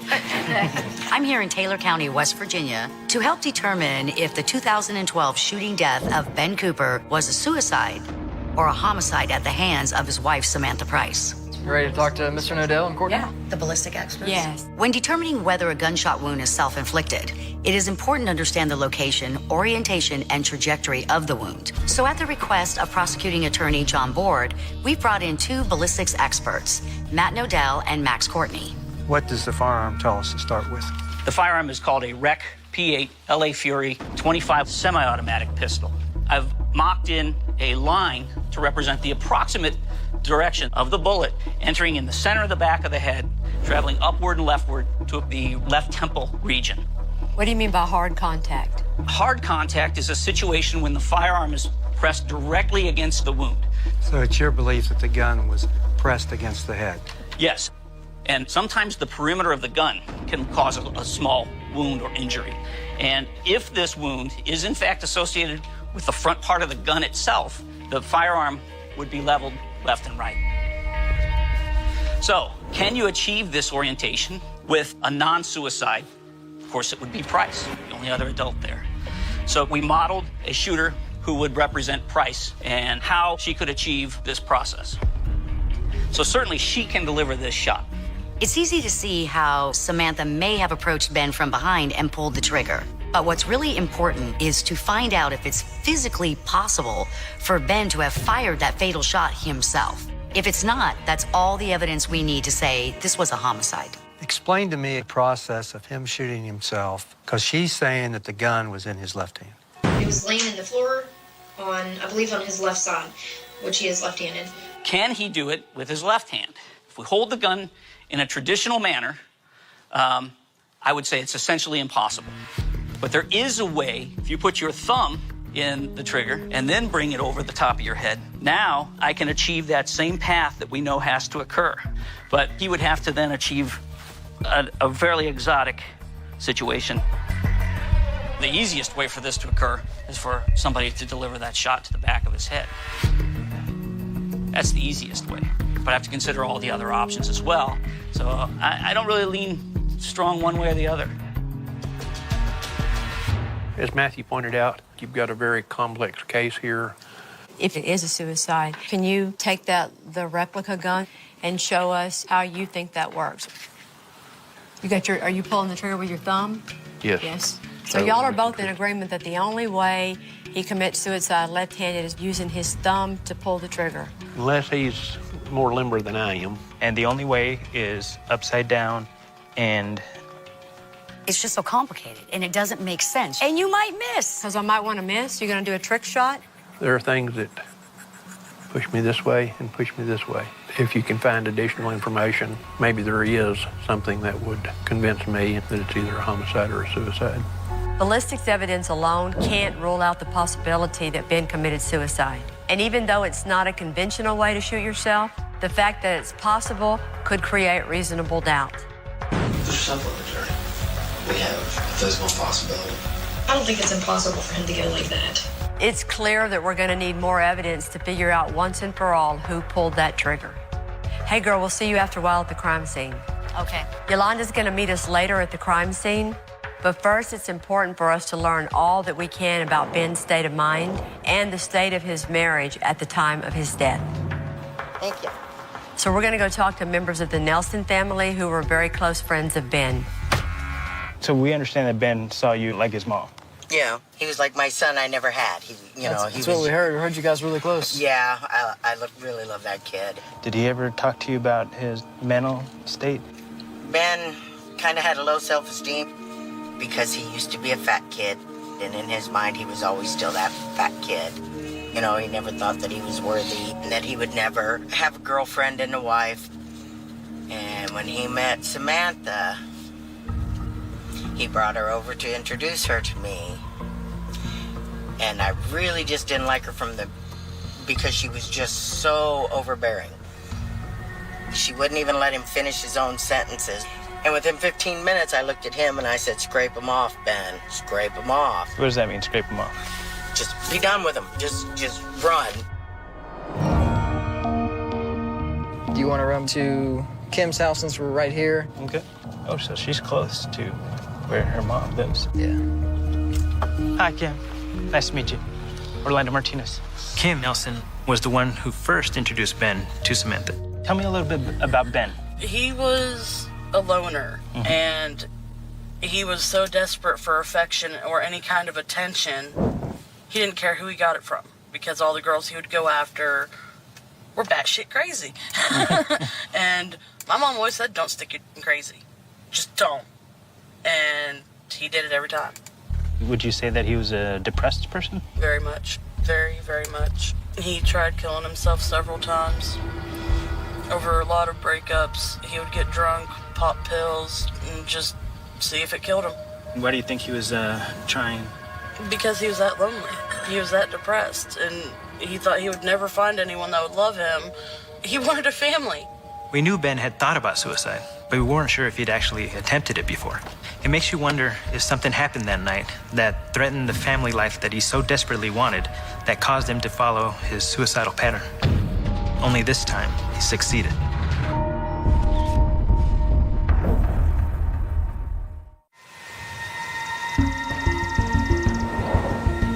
We've learned from Ben's close friends, the Nelsons, that he had a history of suicide attempts and depression, which may have led to him taking his own life 3 years ago. Kayla Nelson is the youngest of the 3 Nelson sisters and lived with Ben for a period of time before he met Samantha. Heard you and Ben were close. Wondering if you could tell me how you met. We met when I was like 12. He was my sister's best friend in high school. And then he stayed with me for quite a few months when I lived on my parents' property. And he left, and 3 months after that, we found out he was married, and then he died. When it started being said that Ben committed suicide, what did your family say? Well, none of us thought it was suicide. I mean, he was the one who always told me that suicide was a coward's way out, so he wouldn't do it. Ben said that to you? Yeah. What other little things have you thought And of he's through the years? left-handed, by the way, just so you guys know. He's really shitty with a gun. I mean, he lived with us at camp, so we had to kind of show him how to defend himself because there was coyotes and all that stuff. Just to hear that he'd shoot himself with a gun is actually kind of frightening because he didn't even really want to shoot the gun. That's very helpful, Kayla. Thank you. Yeah. We were pretty stupid to not think about the idea that if Ben lived out on the land with Kayla, there would have been weapons around and she would be the best person to talk about his familiarity with weapons, and now he shot him. And what she has to say is so very, very important. Nice to meet you. Nice to meet you. Kelly. Ben's grandmother, Judith, was close to Ben, and he visited her often. Is there anything that you can say as far as you don't think that Ben committed suicide? I mean, can you give us some reasons why? His world was starting to open up. He had problems up until then, and most of it was because he couldn't get a good job, and he didn't have the money, and he didn't have a car. But he got that application for that glass factory, and it was just like it was the beginning. He was happy. He'd walk down those stairs with the biggest smile on his face that I'd never seen on him before. After talking to all these witnesses in Ben's life, we're getting mixed responses about his mental state. But that's the challenge you have in investigating potential suicide cases. The only person who really knew what was going on in Ben's head was Ben.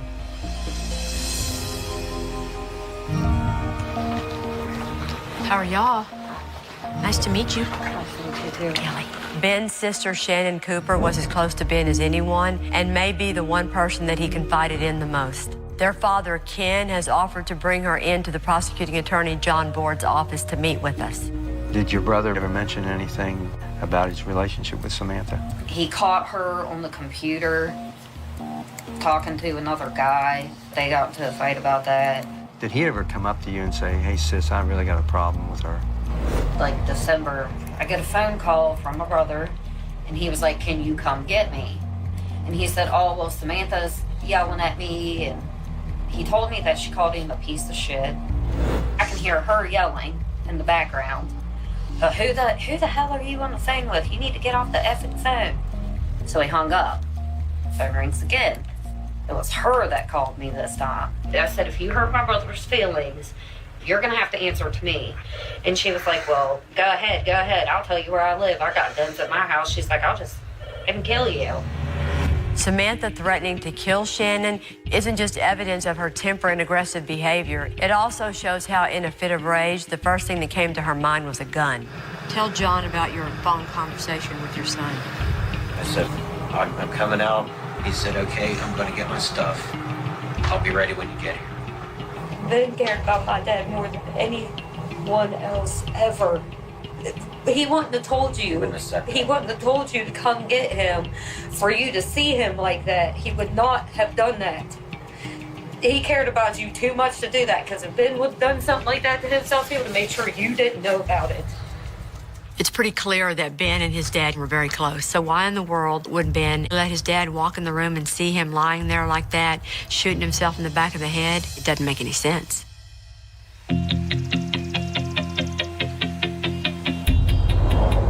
We're actually doing a mock crime scene today. Yeah, we're borrowing this building because Samantha still lives in the same trailer where this happened, so we couldn't really get in there. So we're gonna go out there where we're gonna see if we can try to visualize this a little bit more, what really happened that day. Right around this corner. After you. Hey, guys. Hello. Yeah, this is the general layout. Yeah, nice job. We're meeting our ballistics experts to try to gain a clear picture of the events that night. Right here is about where Ben's body was found laying. His head was about right where I'm standing. His feet down toward this way. Large pool of blood around where Ben's head was laying. There's a smaller pool of blood about here. And then there's a little bit of blood on the side of the bed sheet over there. Let's set up the scenario for a minute. There's obviously some disaster happening in this house that night, okay? You got two people fighting. It's bad. It's a bad, bad fight. He leaves, but then, for whatever reason, does come back. Let's say he does break that window.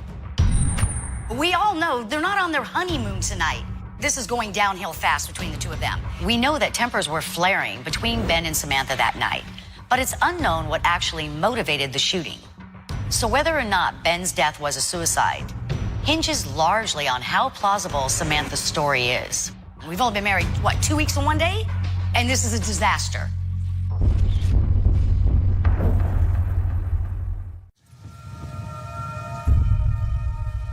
We're at our mock crime scene trying to figure out if Ben Cooper might have shot himself back in 2012 like his wife Samantha claimed, or if she shot him. Let's stick to what we know happened in this case. Samantha's initial story to the police was that after arguing with Ben, she went into the bathroom and shut the door. Then after hearing what sounded like a balloon pop, she opened up the door and found Ben lying on the floor. So she hears pop, comes out, sees a situation here, and she cradles his hand and for the first time realizes blood. And that she's got to call 911.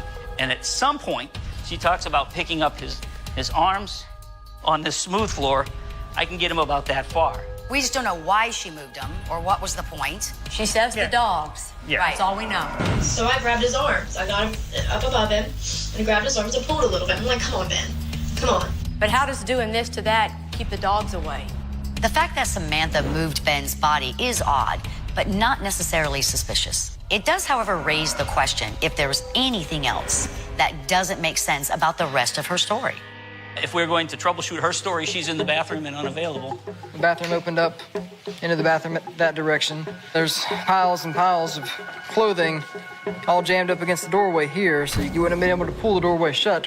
Okay, so right there, that's the crux of her story, that she's in the bathroom with the door shut.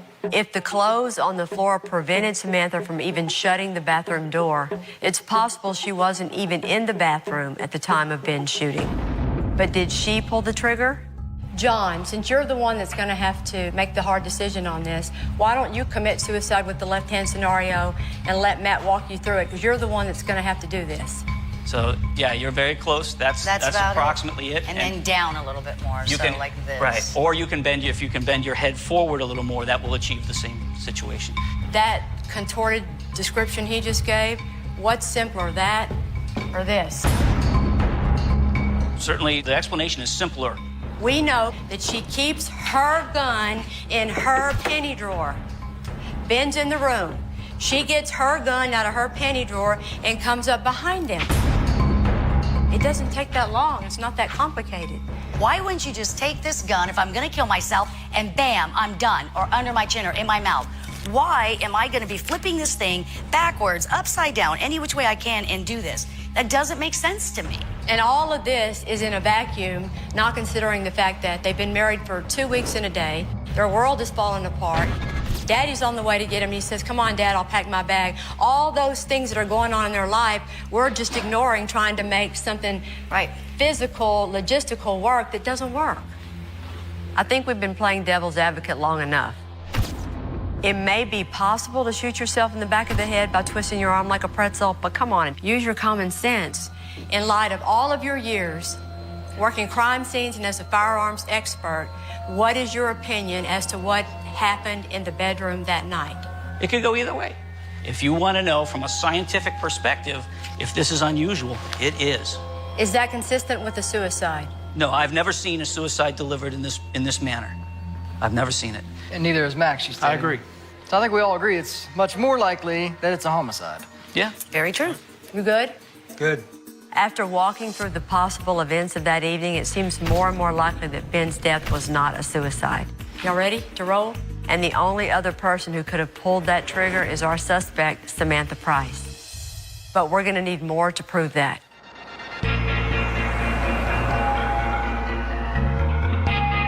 We need to delve deeper into Samantha's world. You can sit right here in front. We've tracked down Taylor Smedley, Samantha's younger stepsister, to see what she can tell us about Samantha's mindset. What can you tell me about your stepsister, Samantha? You know, I love my stepsister, but she has always been a very angry person. Just know she's always had a personality where she will get revenge on someone. She's not the type of person who just let things go. What I can tell you that I know for sure is one time me and her were smoking in her bathroom, and I noticed there was a very large gap between the door and the door frame. It locks, but the gap between the door is big enough to where it won't stay shut. So the handle locks, but it still swings open. Right. Thank you so much for talking to us. You're welcome. All right. We'd like to learn more about how Samantha acted in past relationships. We were hoping to talk to Jeff, Samantha's ex-boyfriend. That should be the next one. Jeff wasn't comfortable giving a recorded statement, but his parents were willing to talk. Hello. Hi, I'm Orlando Martinez. Nice to meet you. I'm Kelly. Nice to meet you. Can you tell us about Samantha's demeanor? Did her and Jeff fight a lot? She called all the shots. He's very quiet. She has a very bad temper. Always has? Ever since I've known her. What do you think's wrong with her? I think she's just spoiled. Hey, Mark. Don't forget to tell him about the time she stabbed me in the belly with a butter knife. I'm Jeremy Doherty. Like I said, I'm a corporal working the case. I'd like to know more about what caused her to stab you. Well, they was at my house. It was a holiday. I don't know what day it was. And I walked through the dining room. I just reached over and touched her. And man, she took a butter knife, stabbed me right across the belly. There's no doubt in my mind that she done what happened. There's no doubt in my mind. You mean that she actually killed Ben, that he didn't commit Yes, suicide? I honestly believe that. And the only thing I told Barbara, I'm glad you went and got Jeffrey when you did, or that could have been my son. Thank you very much. Thank you. Thank you so much. Appreciate your time. Do me a favor. I'm trying. Put her where she belongs.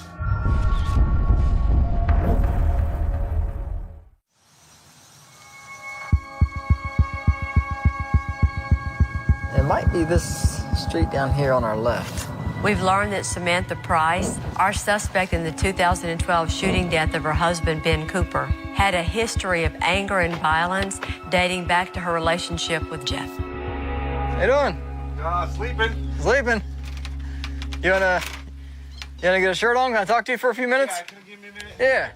John Haight is a friend of Jeff's, and he's never been questioned by the police. How long have you known Samantha? I met her through Jeff. Okay. Jeff and I were in college together after Ben had passed. She came over to the house, and then she starts telling us her side of the story. Exactly what did she tell y'all happened that night in the trailer? That he became distraught. Ben became distraught. They were arguing, and he said, "Fine, then I'll just kill myself." and he ran into the bedroom and got the gun and shot himself. Right in front of her. Did she say where she was at? She didn't really explain it like that. Like, she didn't say, I was here, he was there. Yeah, but she insinuated that she saw it. We now have a witness that heard right out of the mouth of Samantha that she saw Ben shoot himself. This contradicts her initial story. I locked myself in the bathroom. I should have just stayed out there. I should have called the cops when he kicked the door. This is the other thing, too, is that years ago, we went over to Jeff and Sam for dinner one night. And her and Jeff weren't getting along, and they were fighting. And she's like, I'm leaving Jeff, and I'm going to get custody of my kids, and he's going to pay for it all. And if he ever tries anything, I got a gun, and it's unregistered, unlicensed, and nobody knows where I got it. I can make it look like a suicide. And them stupid cops, they'll never know what I'm doing. And I was like, well, you told me, and now I know about it. And she's like, Jeff is never gonna get that kid, and if he tries to take him away, I'll shoot my kid and myself. She said that too? Oh, yeah. She's like, there's no way in hell he's ever gonna get this kid. She thinks she's so smart. She thinks she's smarter than anybody that she's ever met, and that she can manipulate them into doing whatever she wants. Samantha described to John how she could kill someone and get away with it, just like how we believe Ben died.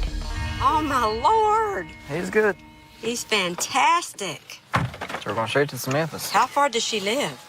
We've passed it a couple times. Oh, that's right. That's right, down she's that just- side road. She's just 10 minutes up the road from Grafton.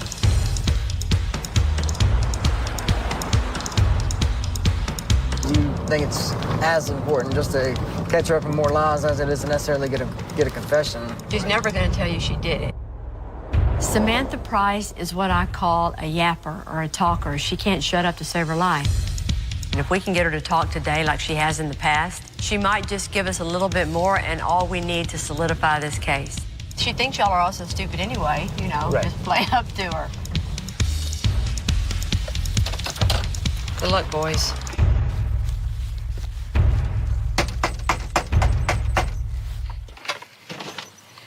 Hello. Need to talk to you for a couple minutes. We're still just doing some follow-up. I'm trying to get this Benjamin Cooper death investigation off my table. I think I pretty much answered every question that I've been asked. I mean, you know, Well. it was a very traumatic thing for me to go through. And I just don't want anything to do with it. When we talked to you 3.5 years ago, you know, obviously there was things that couldn't be answered that night. You know, as far as I don't see what evidence-wise. possibly couldn't have been answered. You guys are smart. I mean, the night to me was all a blur. All I know is that I came out of the bathroom, my husband was laying on the floor, and I tried to get him up, and he wasn't getting up. Okay, I understand that it's traumatic, and that's why we have to ask the questions, because we weren't there. And Well, you should have a recording of every question that was asked. I mean, I think I should probably have an attorney. If you guys want to ask me more questions. well, if you change your mind, you have his number, okay? Yeah, Thank you very much. Samantha asked to speak to a lawyer, so that shuts down this interview. But without knowing it, she might have just slipped up. She did say listen to the tape, so she realized it was being recorded. Yeah? Since watching her initial interview, I've been wondering if Samantha knew she was being recorded. I didn't know. I did not know he would do this. And if her outpouring of emotion was just a big show for the camera. And now she might have just given us the answer. Oh my God. Oh, God.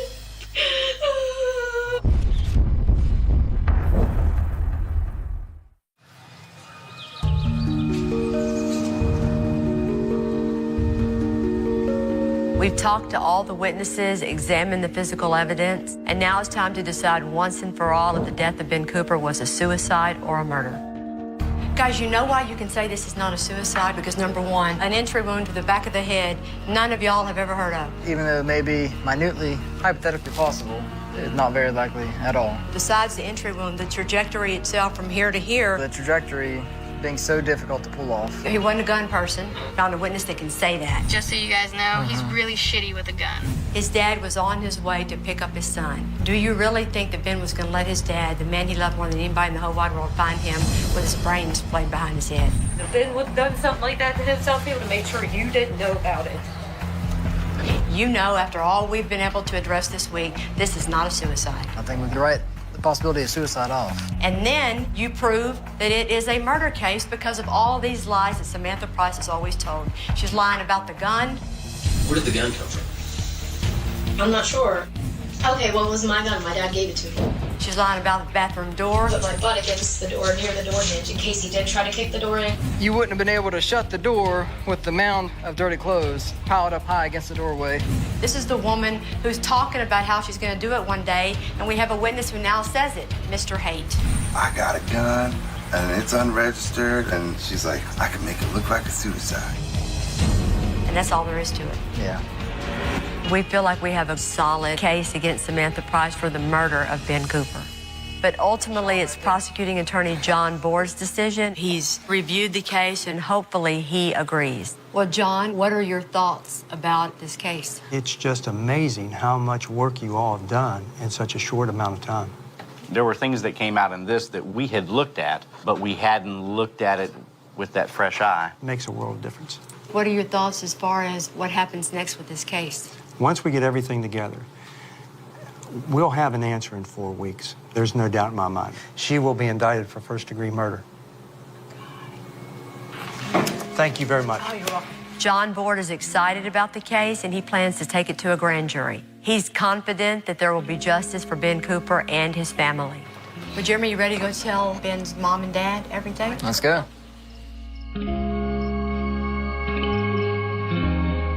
Benjamin's parents, they've waited over 3 years for an answer regarding the death of their son. And so it's nice that things are progressing. Good to see you again. See you. Good to see you. Good to see you. It's been a long day and a long week. It has. We talked to a lot of people. We found some new witnesses. Based on all that we've done, in our opinion, there's no way anyone could say this is a suicide. I couldn't picture any way it was possible. Yeah. Well, you would be happy to know that John Board is taking the case to a grand jury for an indictment against Samantha Price. Good. You would love to hear how many people talk about how they felt about your son. And I think that's something you need to know in your heart. Yeah. When we had his memorial service, there were 300 people there. You don't realize how many lives one person can touch until something like that happens. You know, I really wish he realized that because he didn't really. That he didn't know how much everybody loved him. We heard that too. Yeah.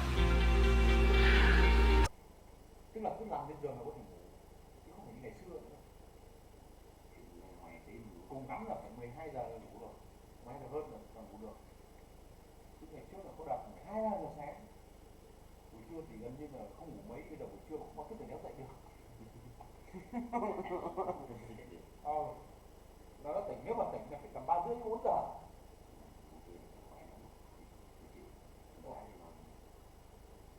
Ý là đúng rồi, có cái chè phần đấy. Em thấy trong đấy có ít chè đúng không? Bởi vì ở kia là cứ cái thuốc ở cái chè nó hợp, nó tiện. Ở đây là cái thuốc để phải mang đi ra kia, nó không tiện lắm cho nên là nếu mà mình làm một ấm nữa thì ra ngoài kia kìa. Nhỏ này, nghĩ đi.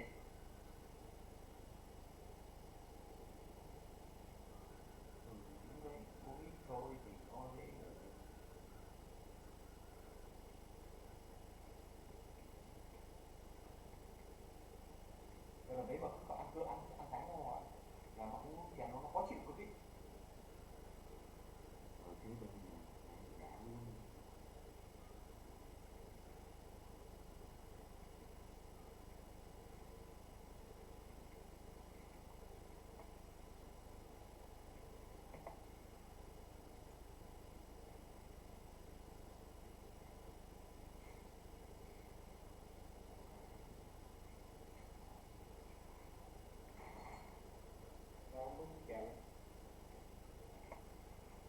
Đi uống một cốc chè, mời một cái bia, mời cốc chè, mời 10 cốc bia.